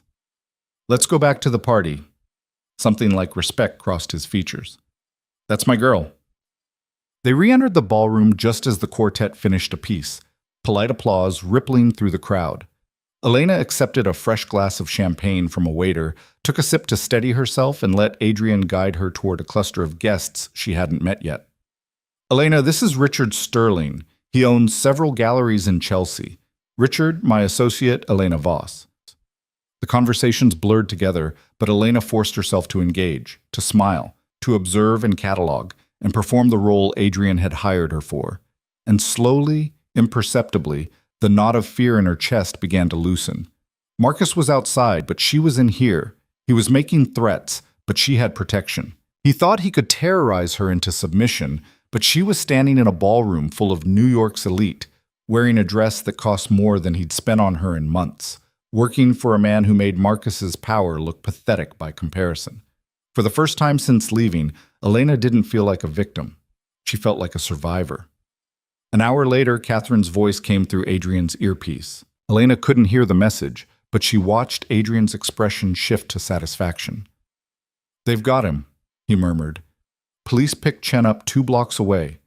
They're taking him in for questioning about the threatening messages. Relief flooded through Elena so powerfully, her knees almost buckled. What happens now?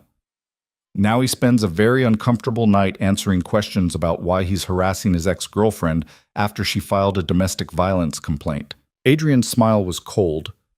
Tomorrow, Detective Martinez will encourage him very strongly to stay away from you. And if he doesn't, well, then we escalate. Elena wanted to ask what escalation looked like in Adrian's world, but she wasn't sure she was ready for that answer. The gala continued until nearly midnight. By the time the last guest departed and the ballroom began emptying, Elena's feet ached from her heels and her face hurt from maintaining a pleasant expression. But she'd done it. She'd survived her first official event as Adrian's associate without falling apart. You did well tonight, Adrian said as they rode the elevator back up to the residential floors. Better than I expected, honestly. Thanks, I think. It's a compliment. He studied her thoughtfully. Most people would have fallen apart when their abuser showed up outside. You held it together. That takes strength. The elevator dinged for the 15th floor. Elena stepped out, then paused. Adrian? What happens if Marcus doesn't stop? If the police questioning isn't enough? For a moment, Adrian's carefully maintained mask slipped, revealing something harder underneath. Then I make sure he understands that you're under my protection now, and that I don't tolerate threats against my people. The words should have been comforting. Instead, they sent a chill down Elena's spine, because men who spoke that calmly about threats were usually the most dangerous ones. She'd just traded Marcus's familiar brutality for Adrian's sophisticated violence. The question was whether that exchange would save her or destroy her. Only time would tell. Elena woke the next morning to sunlight streaming through her windows and the unfamiliar sensation of having slept through the night without nightmares. For a moment, she lay still, cataloging the absence of fear. No footsteps in the hallway, no door handle turning, no shadow of Marcus looming over the bed. Just silence and safety and the soft hum of the city 14 floors below. Her phone showed 2 messages. The first was from Detective Martinez, sent at 6 a.m. Well, Marcus Chen was released this morning with a warning. Strongly advised him to cease all contact. Recommend you file for order of protection today. Call me. The second was from Adrian, sent 10 minutes ago. Breakfast meeting, my office, 9 a.m. We need to discuss next steps. Elena checked the time. 8:15. Just enough time to shower and make herself presentable for whatever Adrian had planned. She dressed carefully in tailored black pants and a silk blouse, applied makeup with more confidence than she'd felt in years, and studied her reflection. The bruise on her cheek had faded to a yellowish shadow, easily concealed now. But Elena left it visible, a reminder of what she'd survived and why she could never go back. Adrian's office was already occupied when she arrived. Catherine sat in one of the leather chairs, looking alert despite the early hour, and a man Elena didn't recognize stood by the windows, tall, silver-haired, wearing a suit that screamed expensive lawyer. Elena? Adrian gestured to an empty chair. This is Richard Castellano, my attorney. Richard, Elena Voss. Castellano's handshake was firm, his smile professional. Miss Voss, Adrian's briefed me on your situation. I specialize in protective orders and harassment cases, among other things. I'd like to help you file for an order of protection this morning. Elena sat, feeling slightly ambushed. I haven't decided if I want to do that yet. Then let me help you decide. Castellano settled into the chair beside her, pulling out a tablet. An order of protection legally prohibits Marcus Chen from contacting you, coming within a certain distance of you, or engaging in threatening behavior. Violation is a criminal offense, punishable by arrest and potential jail time. Detective Martinez already told me this. She also said they're just pieces of paper that don't actually stop determined abusers. That's true to an extent, Castellano acknowledged, but they create legal consequences. Right now, if Chen shows up at your door, you can call the police and they'll ask him to leave. With an order of protection, they arrest him immediately. It shifts the burden of proof and gives you legal recourse. Catherine leaned forward. It also creates a paper trail. Every violation gets documented. If this escalates to the point where criminal charges are filed, that documentation matters. And if he ignores it? Elena asked. If he shows up anyway? Then we escalate. Adrian's voice was calm, final. But first we try the legal route. Give Chen a chance to walk away before things get ugly. Elena studied the 3 faces watching her, Adrian calculating and controlled, Catherine alert and ready, Castellano professionally sympathetic. They were all waiting for her decision, but the subtext was clear. This was a test of whether she'd commit to protecting herself or keep hoping Marcus would simply give up. All right, she said finally. Let's file the order. Castellano spent the next hour walking her through the process, filling out forms on his tablet, while Elena recounted the history of abuse. It was easier the second time, the words less jagged, though no less painful. When they finished, Castellano promised to file the petition that afternoon and have it served to Marcus by end of business. He'll have the opportunity to contest it in court, Castellano explained. But given the documented injuries, the police reports, and the threatening messages, I'm confident the judge will grant at least a temporary order. We'll argue for a full year at the hearing. After Castellano left, Catherine excused herself to coordinate security updates, leaving Elena alone with Adrian. "How are you holding up?" he asked, his tone softer than usual. "I don't know yet. Ask me after Marcus gets served." "Fair enough." Adrian moved to the windows, hands in his pockets. "I have another event tomorrow night. Smaller than the gala, more intimate. Dinner party at a client's penthouse in Tribeca. I'd like you there." Elena's stomach clenched. The gala had been overwhelming enough, and she'd had champagne and crowds to hide behind. An intimate dinner party meant closer scrutiny, fewer escape routes. What kind of client? The kind who moves money across borders without asking too many questions about where it came from. Adrian's reflection in the window was unreadable. His name is Vincent Calabresi. He owns a chain of luxury car dealerships, some real estate in Miami, and probably half a dozen businesses I don't know about. He's hosting a small gathering for potential investors in a new venture. And you want me to observe? I want you to tell me if anyone at that dinner is lying about their interest in Calabresi's venture. If anyone seems nervous, out of place, asking the wrong questions. Adrian turned to face her. Vincent is legitimate on paper, but his money comes from sources that wouldn't survive IRS scrutiny. If he's expanding his operation, I need to know if he's bringing in partners who might draw unwanted attention. It was the most explicit Adrian had been about the less-than-legal aspects of his world. Elena appreciated the honesty even as it made her nervous. What happens if I identify someone problematic? I have a conversation with Vincent. Suggest he reconsider his partnership. What he does with that information is his business. Adrian's expression remained neutral. I'm not asking you to do anything dangerous, Elena. Just watch and report. The rest is my responsibility. She wanted to ask what his responsibilities entailed, what conversations with men like Vincent Calabresi looked like when millions of dollars in criminal liability were at stake. But part of her didn't want to know the answer yet. What time tomorrow? 7, cocktail attire. Catherine will drive you.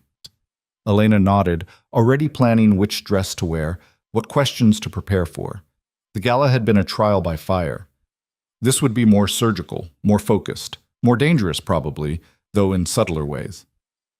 There's one more thing. Adrian pulled an envelope from his desk drawer and held it out. Your first paycheck.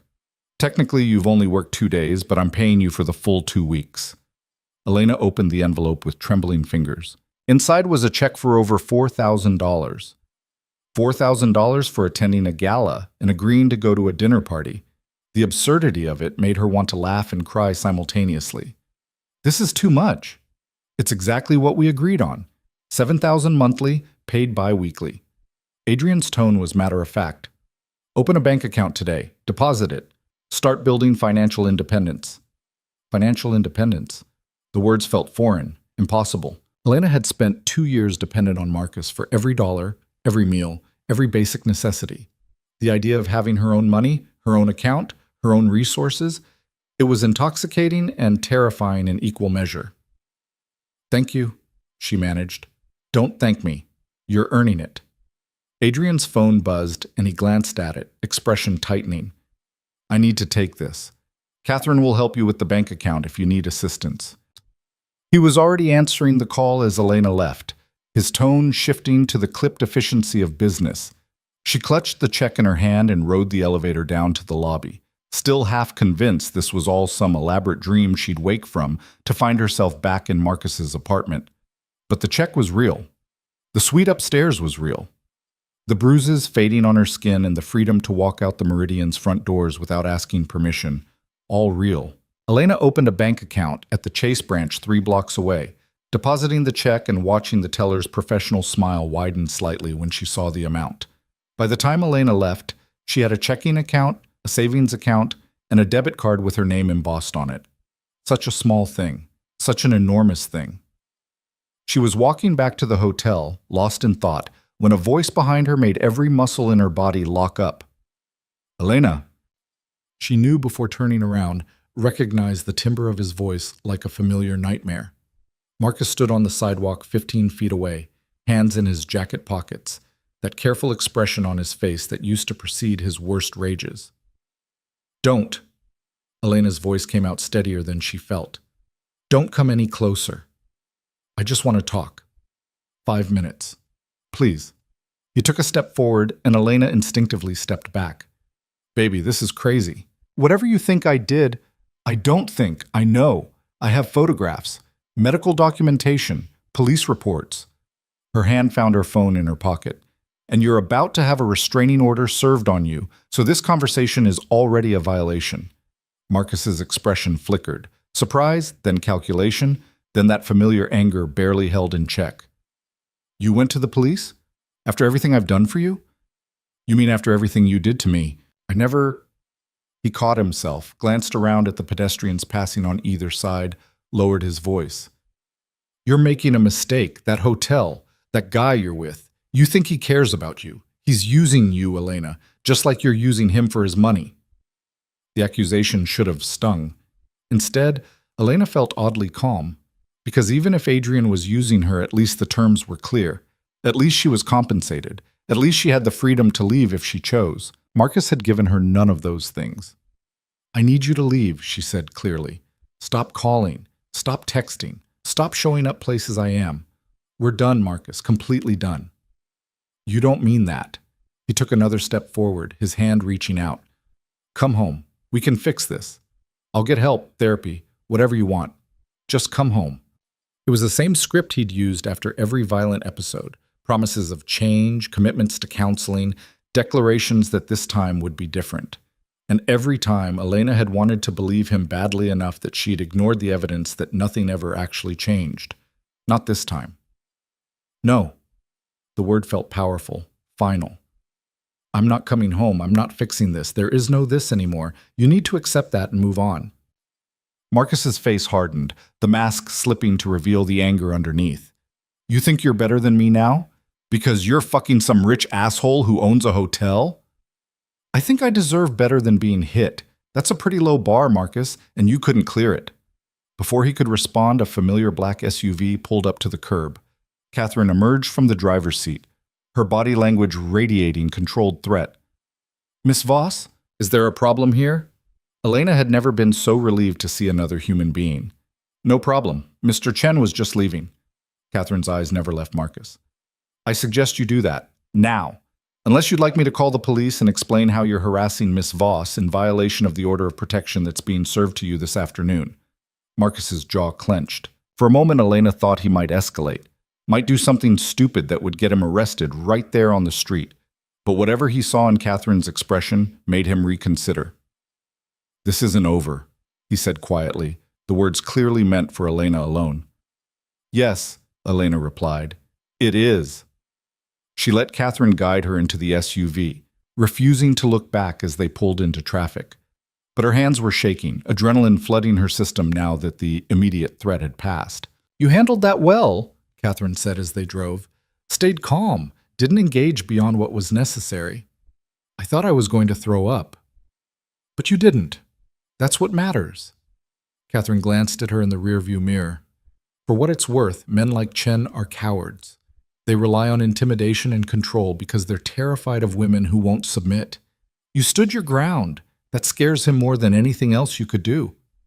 Elena wanted to believe that, wanted to think that standing up to Marcus would make him back down, accept defeat, leave her alone. But she'd seen the look in his eyes, the barely contained rage, the wounded pride, the absolute conviction that she belonged to him. Marcus wasn't done, not even close. The rest of the day passed in a blur of administrative tasks, getting her new debit card, buying groceries to stock her suite's kitchen, avoiding the urge to check her phone every 5 minutes for threatening messages. By evening, Elena felt wrung out, exhausted by the constant vigilance required to navigate her new life. She was heating up soup from room service when her phone rang. Jessica's name appeared on the screen. Hey, Elena answered, surprised by how much relief flooded through her at the familiar voice. Hey yourself. I've been thinking about you all day. How are you holding up? I saw Marcus today, on the street. He tried to talk to me. Jesus. Are you okay? Did he hurt you? No. I had security with me. They made him leave. The words felt surreal even as Elena spoke them. Security. Like she was someone important enough to require protection. Security? Elena, where exactly are you staying? So Elena told her, an edited version, leaving out the specifics of her arrangement with Adrian but conveying the basics. Jessica listened without interrupting, though Elena could hear the concern in her occasional sounds of acknowledgement. I don't know if this is good or bad, Jessica said finally. On one hand, you're safe and you have resources. On the other hand, you're working for someone you barely know doing vaguely defined work at sketchy events. I know how it sounds. Do you? Because from where I'm sitting, it sounds like you traded one controlling man for another, even if this one's paying you for the privilege. The observation cut deep because Elena had been thinking the same thing, but hearing it from Jessica made it harder to dismiss. It's not the same, Elena said, more defensively than she intended. Adrian doesn't hit me, doesn't scream at me, doesn't tell me what to wear or who to talk to or how to spend my time. He just pays me to attend events and observe people. And you're living in his hotel, working for his company, dependent on him for housing and income. A pause. I'm not trying to be a bitch, Elena. I'm trying to make sure you're not just swapping one cage for another. Elena's throat tightened. What else was I supposed to do? I have $300 to my name and an ex-boyfriend who won't stop hunting me. Adrian offered me a way out. Maybe it's not perfect, but it's better than where I was. I know it is. Jessica's voice softened. I just worry about you. You've been through so much and I don't want to see you get hurt again. I'm being careful. Are you? Because from what you've told me, this Adrian guy operates in some pretty gray areas. What happens if you witness something illegal? If you become a liability? Elena didn't have a good answer to that. She'd been so focused on escaping Marcus that she hadn't fully considered the potential consequences of entering Adrian's world. Can we get coffee soon? Jessica asked. I want to see you. Make sure you're really okay. Soon, I promise. There's just some stuff I need to handle first. After they hung up, Elena sat in her silent suite and stared out at the city. Jessica's concerns echoed in her mind, mixing with her own doubts. Was she really free, or had she just traded one form of captivity for another? The difference, she decided, was choice. Adrian had laid out the terms of their arrangement clearly. She'd signed a contract with an exit clause. She could leave if she wanted, even if there would be consequences. Marcus had never given her that option. Her phone buzzed with a text from an unknown number. Elena's heart jumped, expecting another message from Marcus. Instead, it was a photo, a legal document with an official seal. The order of protection granted by a judge prohibiting Marcus Chen from contacting or approaching Elena Voss within 500 feet. A second message followed from Castellano. Served 1 hour ago. Chen accepted service without incident. You're legally protected now. Legally protected. The words should have brought relief. Instead, Elena just felt tired. Because she knew Marcus. Knew how he thought, how he operated, how he reacted when told he couldn't have something he considered his. A piece of paper wasn't going to stop him. The dinner party in Tribeca the following evening occupied a penthouse that made even the Meridian's luxury look modest by comparison. Vincent Calabrese's home was all glass walls and modern art, the kind of studied minimalism that costs millions to achieve. Elena arrived with Adrian in the back of a town car, wearing a black cocktail dress that Catherine had assured her struck exactly the right balance between elegant and forgettable. Her role tonight was to observe, not to be observed. Remember, Adrian murmured as they rode the private elevator up to the penthouse, you're here as my associate. If anyone asks, you consult on event planning and guest relations. Keep it vague. And what am I actually looking for? Anything that feels off. People who seem nervous around Calabrese. Anyone asking too many questions about his business operations. Guests who seem more interested in gathering information than investing money. The elevator doors opened directly into the penthouse. Vincent Calabrese himself stood in the expansive foyer, a man in his 50s with silver hair and the kind of tan that came from owning property in warm climates. His smile was practiced, his handshake firm. Adrian, good to see you, my friend, and this must be the lovely Miss Voss I've heard about. Elena accepted his kiss on both cheeks, noting the expensive cologne and the calculating way his eyes assessed her. Not sexually, this was purely professional evaluation, determining her potential value or threat level. A pleasure to meet you, Mr. Calabrese. Vincent, please. Any associate of Adrian's is a friend of mine. He gestured toward the living room where other guests were already mingling. Come, have a drink. We'll eat in an hour. Well, the gathering was smaller than the gala, perhaps 15 people total, all dressed in expensive casual wear, all radiating the particular confidence that came from having more money than they could spend in a lifetime. Elena accepted a glass of wine from a server and positioned herself near a conversation cluster, appearing engaged while actually cataloging details. There was a couple in their 40s discussing yacht maintenance, a trio of men arguing good-naturedly about cryptocurrency, a woman who appeared to be Vincent's wife, holding court near the windows with stories about their recent trip to the Amalfi Coast. And there, standing slightly apart from the others, was a man who didn't quite fit. He was younger than most of the guests, early 30s, wearing a suit that was expensive but not quite expensive enough. His body language was wrong too, shoulders slightly hunched, eyes darting around the room, drink held but not consumed. Everything about him screamed nervous energy barely contained. Elena moved closer, positioning herself within earshot of his conversation with an older gentleman she didn't recognize. So you're interested in Vincent's new venture? The older man was asking. Very interested. I think there's real potential for growth in the luxury automotive market, especially with the pivot toward electric vehicles. The younger man's voice was confident, practiced, but his hands were shaking slightly.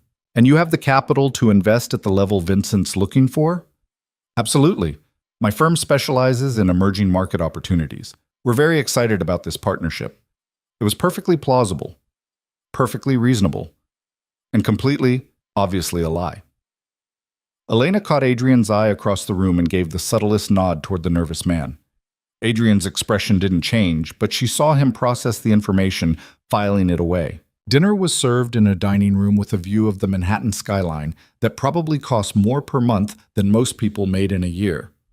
Elena found herself seated between an investment banker and a real estate developer, both of whom spoke in the casual shorthand of people comfortable with obscene wealth. She played her role perfectly, asking polite questions, laughing at mediocre jokes, appearing interested while actually watching the nervous man across the table. He'd introduced himself as David Chen, no relation to Marcus, he'd joked, though Elena's stomach had clenched at the name anyway. David Chen picked at his food, drank too much wine, and asked surprisingly detailed questions about Vincent's business operations. Questions that suggested either genuine due diligence or something more problematic. How do you handle regulatory compliance across your various holdings? David asked during the main course. The automotive industry has such stringent oversight. Vincent's smile didn't waver. We have excellent legal counsel. They ensure everything we do is above board. Of course, I just meant with operations in multiple states, different jurisdictions. It must be complex to navigate. That's what I pay lawyers for. Vincent's tone had cooled slightly. Why do you ask? Just curious. Due diligence, you know. But it wasn't just due diligence. Elena could see it in the way David's jaw tightened, the way his eyes tracked Vincent's responses. He was fishing for information, trying to identify vulnerabilities or inconsistencies. He was either a very paranoid investor or something else entirely. The evening continued with after-dinner drinks and dessert. Elena managed to position herself near David as he stood on the terrace, ostensibly admiring the view. Quite a place, she said conversationally. David startled slightly, as if he'd been lost in thought. Yeah, Vincent's done well for himself. Are you really planning to invest? The directness of the question caught him off guard. For a moment, his careful mask slipped, revealing something raw underneath. Fear, maybe, or desperation. Why would you ask that? Because you don't seem like the other guests here. You're asking different questions, looking for different information. Elena kept her tone light, curious rather than accusatory. I'm just wondering what you're really doing here. David's hand tightened on his drink glass. I should get back inside. David? Elena touched his arm gently. If you're in some kind of trouble, if someone sent you here to gather information on Vincent, you should leave. These people aren't forgiving when they feel betrayed. For a long moment, David just stared at her. Then he laughed, a bitter sound without humor. You don't know anything about me. I know you're terrified. I know you're in over your head. And I know that whatever you think you're going to accomplish tonight, it's not worth what will happen if you get caught.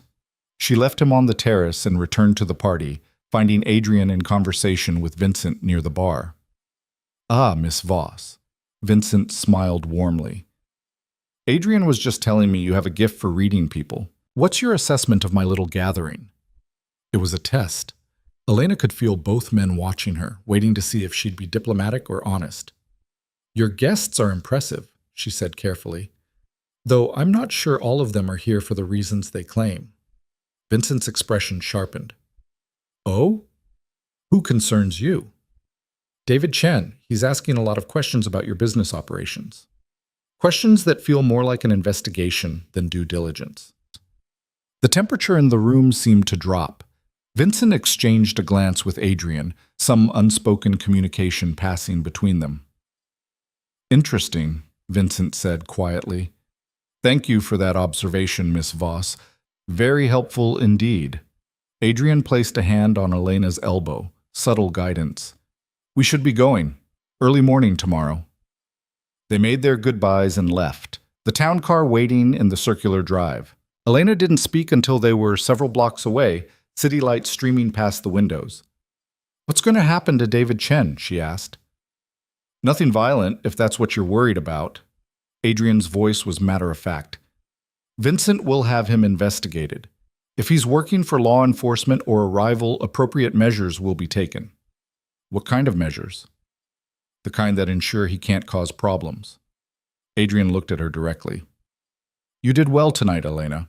You identified exactly what I needed you to identify. He was terrified. Whatever he's mixed up in, he didn't want to be there. Probably not. But he made choices that led him to Vincent's dinner table, asking dangerous questions. Those choices have consequences. A pause.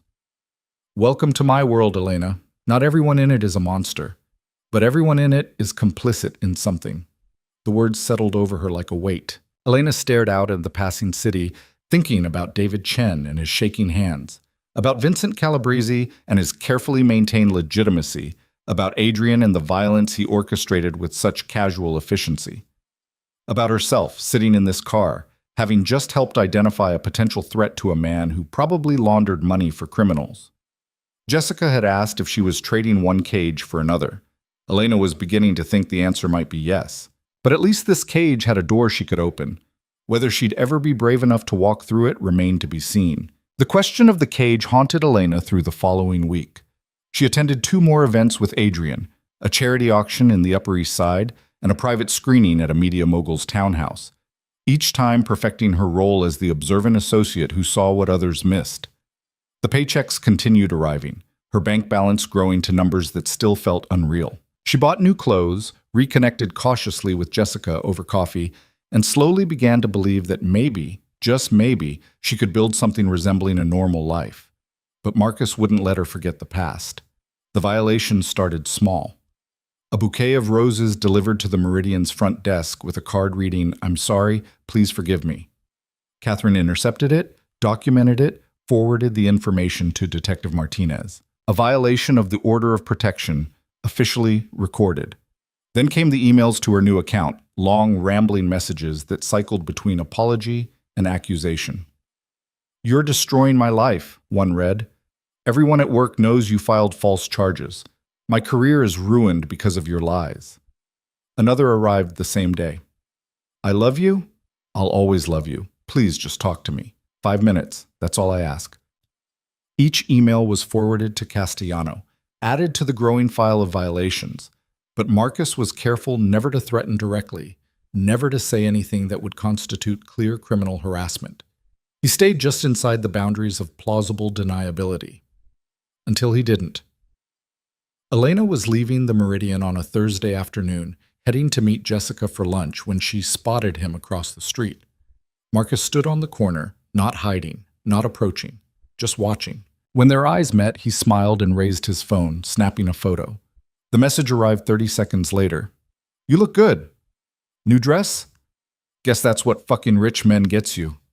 Elena's hands shook as she showed the message to Catherine, who'd appeared at her elbow the moment Marcus was spotted. "That's it," Catherine said grimly. "He's violated the order directly. We're calling the police now." But by the time officers arrived, Marcus had vanished into the afternoon crowd. The photo on Elena's phone proved he'd been there, but without witnesses to confirm he'd approached within 500 feet, the violation was harder to prosecute. "He's testing boundaries," Detective Martinez explained when she called that evening, "seeing how much he can get away with. The good news is, we're building a strong case for stalking and harassment. The bad news is, these cases take time." "How much time?" Elena asked, though she already knew the answer would be unsatisfying. "Weeks? Maybe months? We need to establish a clear pattern of behavior, gather enough evidence to convince a prosecutor to file charges." Martinez's voice softened. "I know that's not what you want to hear, but you're doing everything right, documenting every contact, reporting every violation. Eventually, we'll have enough to put him away." Eventually. The word offered no comfort. That night, Elena stood at her suite's windows and watched the city below, thinking about David Chen and the choices that had led him to Vincent Calabrese's table. About the consequences Adrian had mentioned so casually. About the difference between the violence Marcus inflicted with his fists and the violence men like Adrian orchestrated with phone calls and money. Her phone rang. Adrian's name appeared on the screen. "We need to talk," he said without preamble. "My office. Now." The tension in his voice sent alarm bells ringing. Elena grabbed her jacket and headed for the elevator, mind racing through possibilities. Had she done something wrong at the last event? Had Vincent discovered she'd warned David? Had Marcus escalated in ways she didn't know about yet? Adrian was standing by his windows when she entered, silhouetted against the city lights. He didn't turn around. "Marcus Chen violated the protection order again today," he said quietly. "I know." Catherine called the police. "I'm not talking about the photo." Now Adrian turned, and Elena saw something in his expression she'd never seen before, barely controlled fury. "2 hours ago, Chen showed up at your old coffee shop, told your former manager that you'd been kidnapped by a dangerous criminal, said I was holding you against your will, that you needed to be rescued." Elena's stomach dropped. "What?" "He was very convincing, apparently. Showed them photos of your bruises, said he had proof I was the one who hurt you. Your manager called the police. They're currently investigating whether you're here of your own free will or if you're a trafficking victim." The absurdity of it would have been funny if it weren't so dangerous. Marcus had taken the evidence of his own violence and weaponized it against Adrian, twisting the narrative to paint himself as the concerned ex-boyfriend and Adrian as the abuser. It was brilliant, in a sick way. Exactly the kind of manipulation Marcus excelled at. "I'll call Detective Martinez," Elena said. "Explain what's actually happening. She knows the real story." "Martinez is already on it. She vouched for you, explained the domestic violence history, made it clear that you're here voluntarily." Adrian's jaw tightened. "But Elena, this is a problem. Chen is escalating in ways that could damage both of us. He's trying to make me look like a criminal trafficking vulnerable women. That kind of publicity could destroy my businesses, trigger investigations I can't afford." The subtext was clear. Marcus wasn't just threatening Elena anymore. He was threatening Adrian's entire operation, and men like Adrian didn't tolerate threats. "What are you going to do?" Elena asked, though part of her didn't want to know the answer. Adrian was quiet for a long moment, staring out at the city. When he finally spoke, his voice was cold, measured, devoid of emotion. "I'm going to give Marcus Chen exactly one opportunity to walk away. A meeting, somewhere neutral, where I explain very clearly what will happen if he continues harassing you. If he's smart, he'll take the warning and disappear. If he's not..." Adrian trailed off. "Then we handle it differently." "Handle it how?" "However necessary." Adrian met her eyes. "I told you I protect what's mine. You work for me, you live in my building, that makes you my responsibility. Chen needs to understand that touching you has consequences beyond legal filings and police reports." Elena's mouth went dry. This was the moment, the point where Adrian's world revealed its true nature, where the sophisticated veneer cracked to show the violence underneath. She could stop this, refuse to let Adrian get involved, insist on handling Marcus through official channels only. But official channels were failing. Marcus had violated the protection order repeatedly with minimal consequences. He'd tried to have her arrested as a trafficking victim. He was escalating, getting bolder, more creative in his attacks. And Elena was tired of being afraid. "When is this meeting?" she asked. "Tomorrow night. I'll have Catherine bring him to a location of my choosing." Adrian's expression was unreadable. "You don't need to be there. In fact, I'd prefer if you weren't." "No." The word came out stronger than Elena expected. "If you're doing this because of me, I should be there. I should face him." "Elena, I need to do this, Adrian. I need to look him in the eye and make it clear that I'm not his victim anymore, that he doesn't get to terrorize me into submission." She took a breath. "Please, let me be there." Something shifted in Adrian's expression. Respect, maybe, or recognition of a strength he hadn't expected to find. He studied her for a long moment before nodding. "All right, but you follow my lead. No confrontation unless I say so." "Understood?" "Understood." The next 24 hours felt like waiting for an execution. Elena went through the motions of her day: breakfast, email, a phone call with Castellano about the latest violations, but her mind was elsewhere, replaying every possible scenario for how the meeting might unfold. Jessica called around noon, her voice tight with concern. "Elena, I just got a weird message from Marcus. He's asking if I've seen you, saying you're in danger, that some guy is holding you hostage. What the hell is going on?" So Elena told her everything: the protection order, the escalating violations, Marcus's attempt to frame Adrian as her captor. Jessica listened in increasingly horrified silence. "This is insane," Jessica said finally. "Elena, you need to get law enforcement more involved. FBI, someone with actual power to stop him. And I'm handling it." "Are you?" "Because from where I'm sitting, it sounds like you're letting your boss, who you barely know, and who operates in extremely gray legal areas, handle it for you." A pause. "I'm worried about you. This whole situation, it's spiraling." "I know it is. But Marcus won't stop unless someone makes him stop. The legal system is too slow, too limited. Adrian can do things the police can't. That's what scares me." Jessica's voice was quiet. "What if Adrian's solution is worse than the problem?" Elena didn't have an answer to that, because the truth was, she didn't know what Adrian was capable of. She'd seen hints of it: the casual way he discussed consequences, the network of connections that let him know things before they became public knowledge, the underlying threat in every polite conversation. But she hadn't seen the reality of his violence yet. That was about to change. The meeting was set for 8 o'clock in a restaurant in Hell's Kitchen that Adrian apparently owned through one of his shell companies. Catherine drove Elena there in silence, pulling up to a back entrance just as the sun was setting behind the buildings. "He's already inside," Catherine said.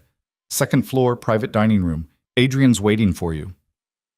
Elena's heart hammered as she climbed the stairs. The restaurant was closed for a private event, Adrian's event, empty except for 2 men positioned near the exits who had the unmistakable bearing of security. Adrian stood in the doorway of the private dining room, wearing dark jeans and a black sweater instead of his usual suit. He looked younger this way, less like a businessman and more like what Elena suspected he really was underneath the polish. A man who'd learned violence young and never forgotten it. "Last chance to change your mind," he said quietly. Elena shook her head and walked past him into the room. Marcus sat at a table in the center, flanked by 2 more of Adrian's security team. His hands were free, his posture defiant, but Elena could see the fear in his eyes when he looked at the men surrounding him. "Elena." His voice cracked on her name. "Thank God. These men, they forced me here. They said I wanted to talk to you." Elena walked slowly toward the table, Adrian a silent presence behind her. "And I do. One last time." Marcus's expression shifted rapidly. Confusion, hope, calculation. "Baby, I knew you'd come around. I knew you still loved me. We can fix this. We can't fix anything, Marcus. There is no we. There never really was." Elena pulled out a chair and sat across from him, maintaining eye contact. "You controlled me, hurt me, made me believe I was worthless without you, but I'm not, and I'm done letting you terrorize me." "I never—" Marcus glanced at Adrian, then back to Elena. "This is him, isn't it? He's the one who put these ideas in your head. He's manipulating you, using you—" "Stop!" Adrian's voice cut through Marcus's protests like a blade. You don't get to speak anymore. You get to listen. He moved around the table, positioning himself between Elena and Marcus with deliberate precision. When he spoke again, his tone was conversational, almost friendly, which somehow made it more terrifying. Marcus Chen, age 32, senior analyst at Blackstone, decent salary, solid career trajectory until recently.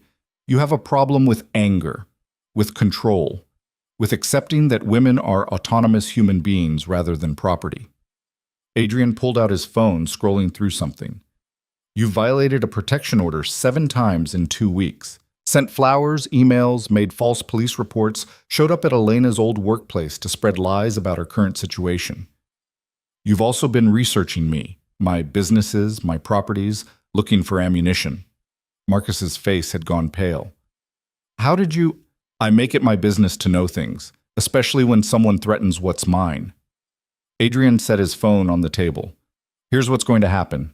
You're going to stop. Completely, immediately, permanently. No more emails, no more flowers, no more showing up places Elena frequents. No more attempts to contact her friends or manipulate law enforcement. You're going to delete her number, block her on every platform, and pretend she never existed. And if I don't? Marcus's voice tried for defiance but came out shaky. Adrian smiled, and it was the coldest expression Elena had ever seen on a human face. Then I destroy you. Not physically. That's too crude. But I have connections at Blackstone. One phone call and your career is over. I have information about your, let's call them, creative expense reports. The client dinners that were actually personal meals, the travel reimbursements for trips you never took. Small things, but enough to get you fired for cause, blacklisted in the industry. Marcus's face went from pale to ashen. You're lying. You can't. I also have documentation of your harassment, not just what you've done to Elena, but to 2 previous girlfriends. Women who were too scared to file police reports, but who kept evidence. Emails, text messages, photos of injuries remarkably similar to the ones Elena documented. Adrian leaned forward. I can make all of that public. Send it to your employer, your family, your professional contacts. Make sure everyone knows exactly what kind of man you are. Elena watched Marcus crumble, his carefully constructed facade shattering under the weight of Adrian's threats. This was what real power looked like. Not the crude violence of fists and shouting, but the surgical application of information and connections to dismantle someone completely. You can't do this, Marcus whispered. I can, and I will. Unless you agree to my terms. Adrian straightened. Walk away. Disappear from Elena's life entirely. Do that, and I let you keep your job, your reputation, your comfortable existence. Continue harassing her, and I make sure you lose everything. The silence stretched out, broken only by Marcus's ragged breathing. Elena watched him, this man who'd terrorized her for 2 years, and felt nothing but tired pity. He looked small now, diminished, exactly what he'd always been underneath the aggression. A frightened boy playing at being a man. I need to hear it from you, Adrian said softly. Your agreement to these terms. Marcus's jaw worked, pride warring with self-preservation. Finally, he nodded. Say it out loud. I agree. I'll leave her alone. Not good enough. Adrian's voice hardened. I need specifics. What exactly are you agreeing to? Marcus closed his eyes, and when he spoke, the words came out defeated, broken. I'll stop contacting Elena. No calls, no texts, no emails. I won't go near her workplace or her friends. I won't file false reports or try to damage her reputation. I'll delete her information and move on with my life. Good. Adrian pulled out a document from his jacket. Sign this. It's a written agreement to the terms we just discussed, with specific penalties for violations. Break it, and I don't give you another warning. I just activate every consequence I outlined.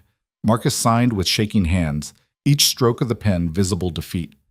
When he finished, Adrian took the document, folded it precisely, and handed it to one of his security team. You can go now. Catherine will drive you home. And Marcus? Adrian waited until Marcus met his eyes. If I hear that you've harassed any other woman the way you harassed Elena, this agreement becomes void. I'll make it my personal mission to ensure you face consequences for every violent act you've ever committed. Are we clear? Yes? Good. Get out. Catherine and another guard escorted Marcus from the room. Elena heard his footsteps on the stairs, then the sound of a car engine starting in the alley below. And then he was gone, leaving only silence and the strange hollowness of victory that felt nothing like she'd imagined. Adrian sat in the chair Marcus had vacated, studying Elena's face. "How do you feel?" Elena considered the question. How did she feel? Not triumphant, not relieved, not even particularly safe. Just tired. So incredibly tired. "I don't know yet," she said honestly. "Ask me in a week." "Fair enough." Adrian signaled to one of the remaining guards, who left discreetly. "For what it's worth, I think he'll comply. Men like Chen are fundamentally cowards. They attack when they feel powerful and retreat when they realize they're outmatched. And if he doesn't comply, then I keep my promises. All of them." Adrian's expression was serious. "But Elena, you should know what I did tonight, those threats. They weren't empty. I have that information, those connections. I would have destroyed his life without hesitation if he'd refused." "I know. Does that bother you?" Elena thought about it, about the violence of Adrian's threats versus the violence of Marcus's fists, about the choice between legal systems that moved too slowly and extra-legal solutions that worked immediately, about the cage Jessica had warned her about and whether its door was really unlocked. "It should bother me more than it does," she said finally, "but mostly I'm just grateful it's over." Not quite over yet. Chen could change his mind, decide my threats were bluffs, come back angrier than before. Adrian stood, offering his hand to help Elena up. "But we'll deal with that if it happens. For now, you should rest. Catherine will take you home." Home. The word caught Elena off guard because somehow, impossibly, the suite at the Meridian had started to feel like home. Not just a temporary refuge, but an actual place where she belonged. The realization was both comforting and terrifying. Over the following days, Elena waited for the other shoe to drop, for Marcus to violate the agreement, to resurface with new harassment tactics, to prove that Adrian's threats hadn't been enough. But her phone remained silent. No flowers arrived. No emails appeared in her inbox. Detective Martinez called on the fourth day with unexpected news. Marcus Chen withdrew his missing persons report and submitted a written statement that he had been mistaken about your situation. He also formally dropped his contestation of the protection order. Martinez sounded puzzled. "I don't know what happened, but whatever you did, it worked."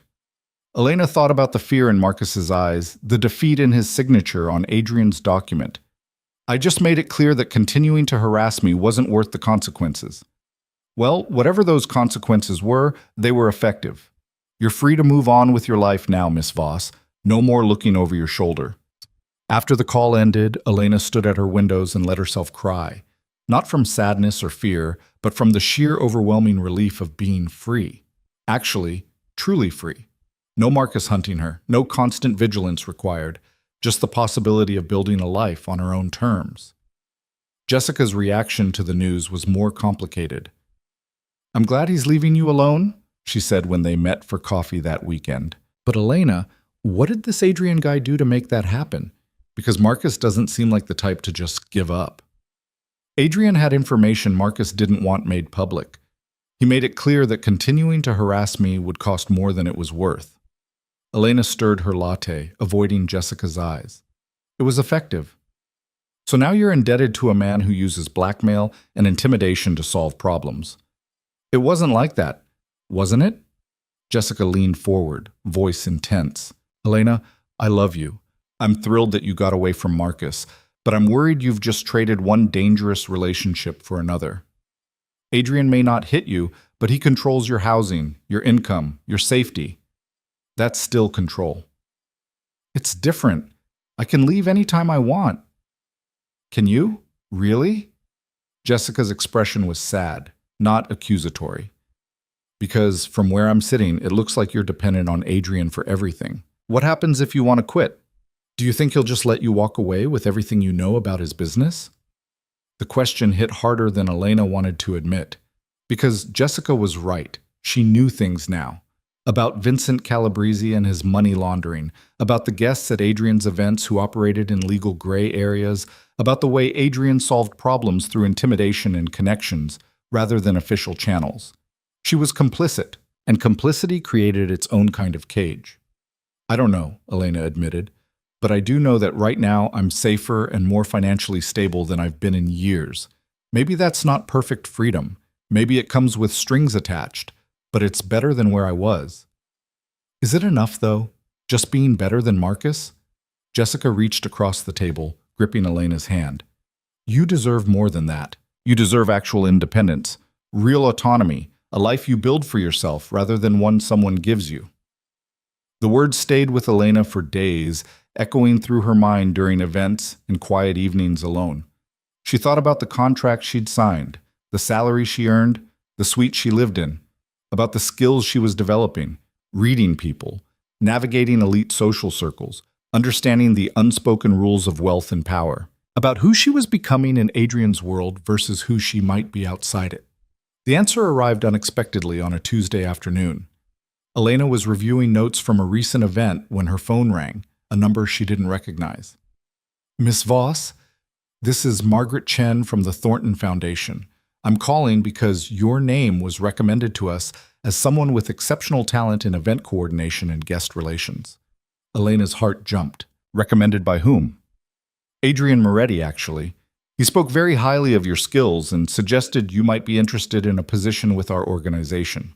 We're a nonprofit focused on supporting survivors of domestic violence, and we're looking for someone to manage our annual gala and other fundraising events. It took Elena a moment to process what she was hearing.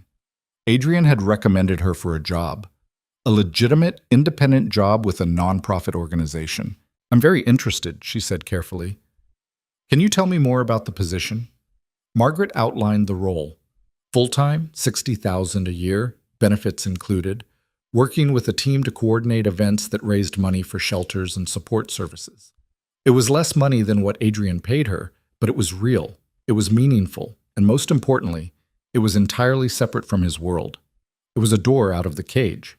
We'd love to interview you if you're interested, Margaret continued. Perhaps next week? Yes, absolutely. Thank you. After hanging up, Elena sat in stunned silence. Adrian had done this, created an exit option for her without being asked, without fanfare, without demanding gratitude. It was the opposite of everything Marcus had ever done, the opposite of the control she'd feared Adrian might eventually exert. It was freedom offered freely. She found Adrian in his office that evening, working through paperwork with his usual focused intensity. He looked up when she entered, something questioning in his expression.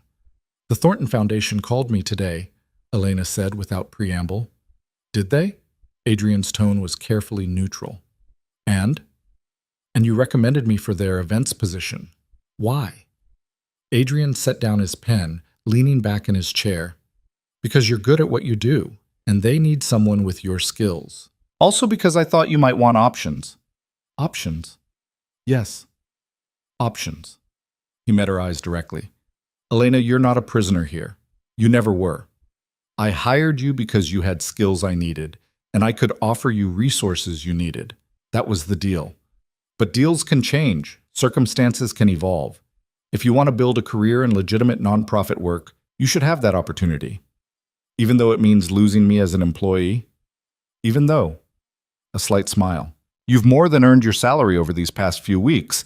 You identified problems I wouldn't have caught, navigated difficult social situations with grace, and proved you can survive in my world without losing yourself. That's worth something. Worth ensuring you have choices about what comes next. Elena felt tears prickling her eyes. I don't know what to say. Say you'll interview with Thornton, see if it's a good fit. If it is, take the job with my blessing and an excellent reference letter.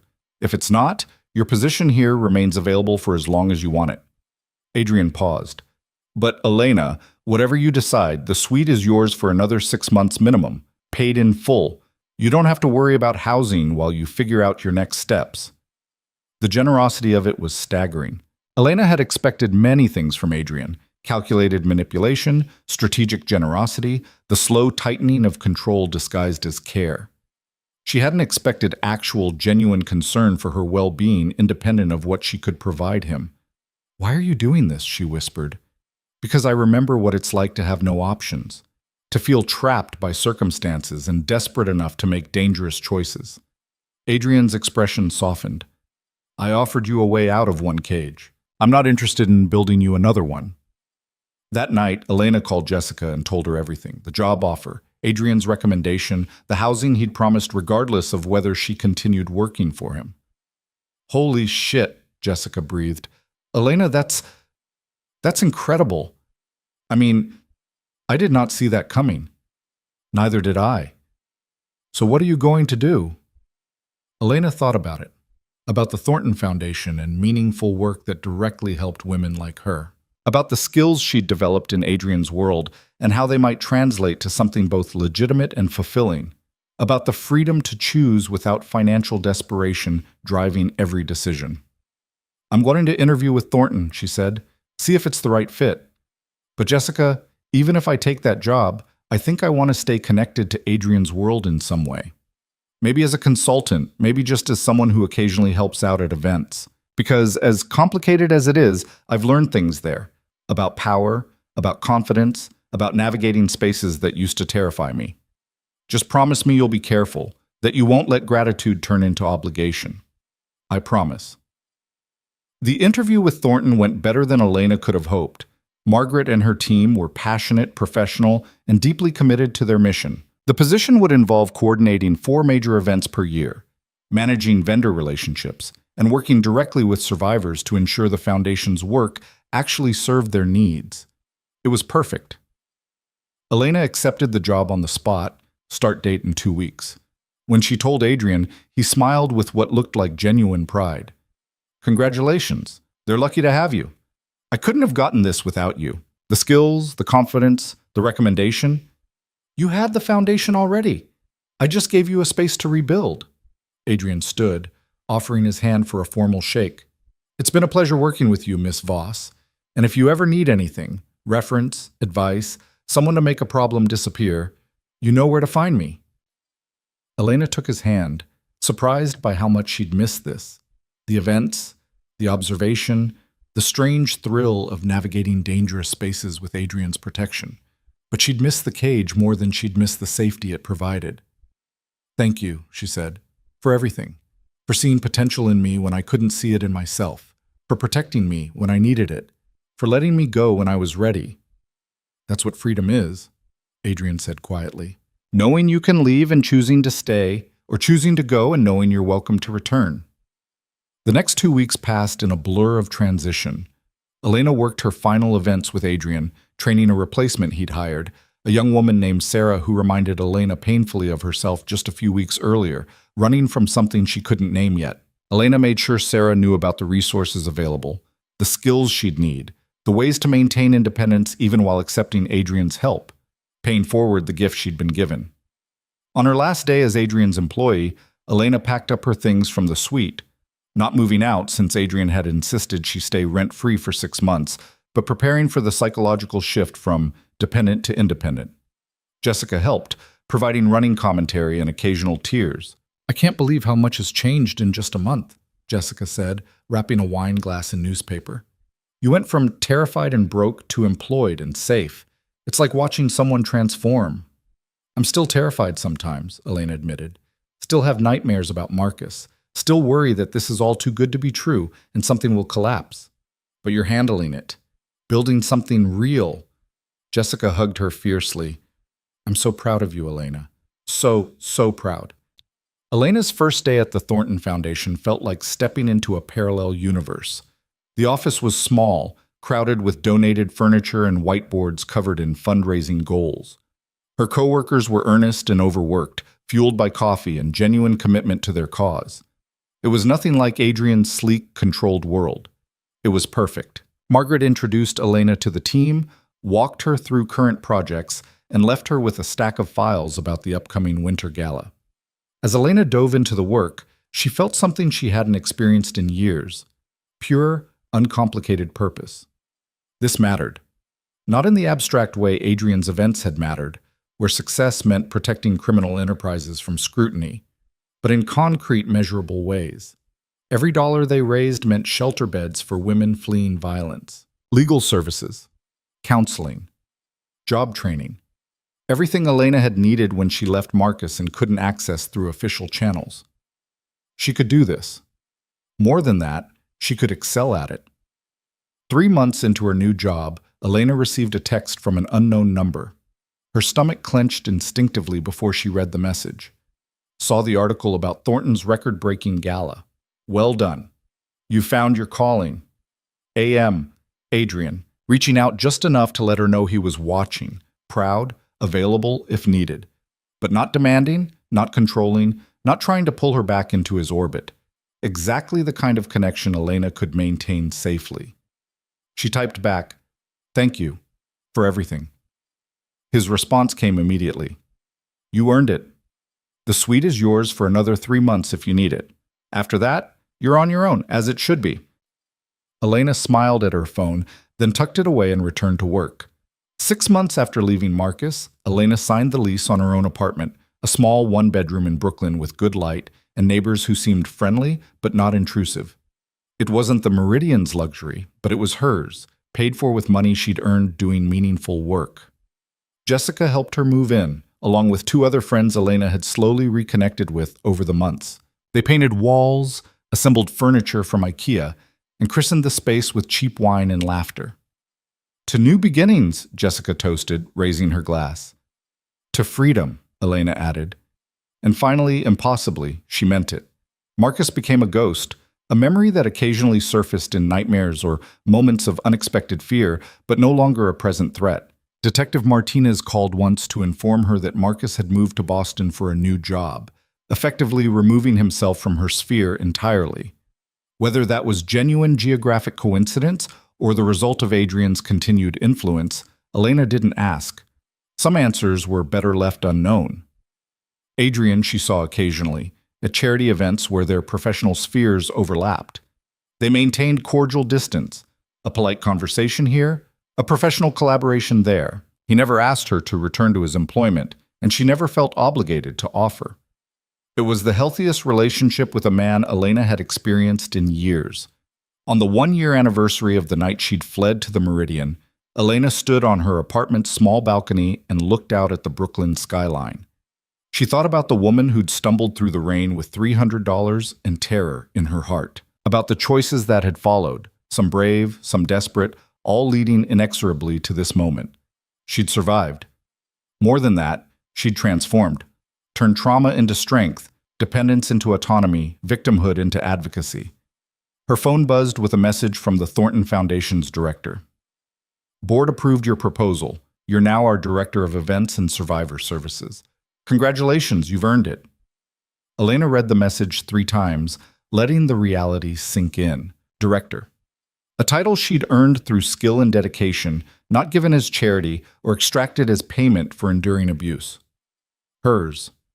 She looked down at the street below, watching people move through their evening routines, coming home from work, meeting friends, living the ordinary lives that had once seemed impossibly out of reach. Now she was one of them, just another woman with her own apartment and meaningful work and the freedom to build whatever future she chose. The cage was gone. Not because someone had unlocked it, but because Elena had learned to pick the lock herself. And standing here on her balcony, overlooking a city that no longer felt threatening but full of possibility, Elena Voss finally allowed herself to believe something she'd thought lost forever. She was going to be okay, more than okay. She was going to thrive. The end.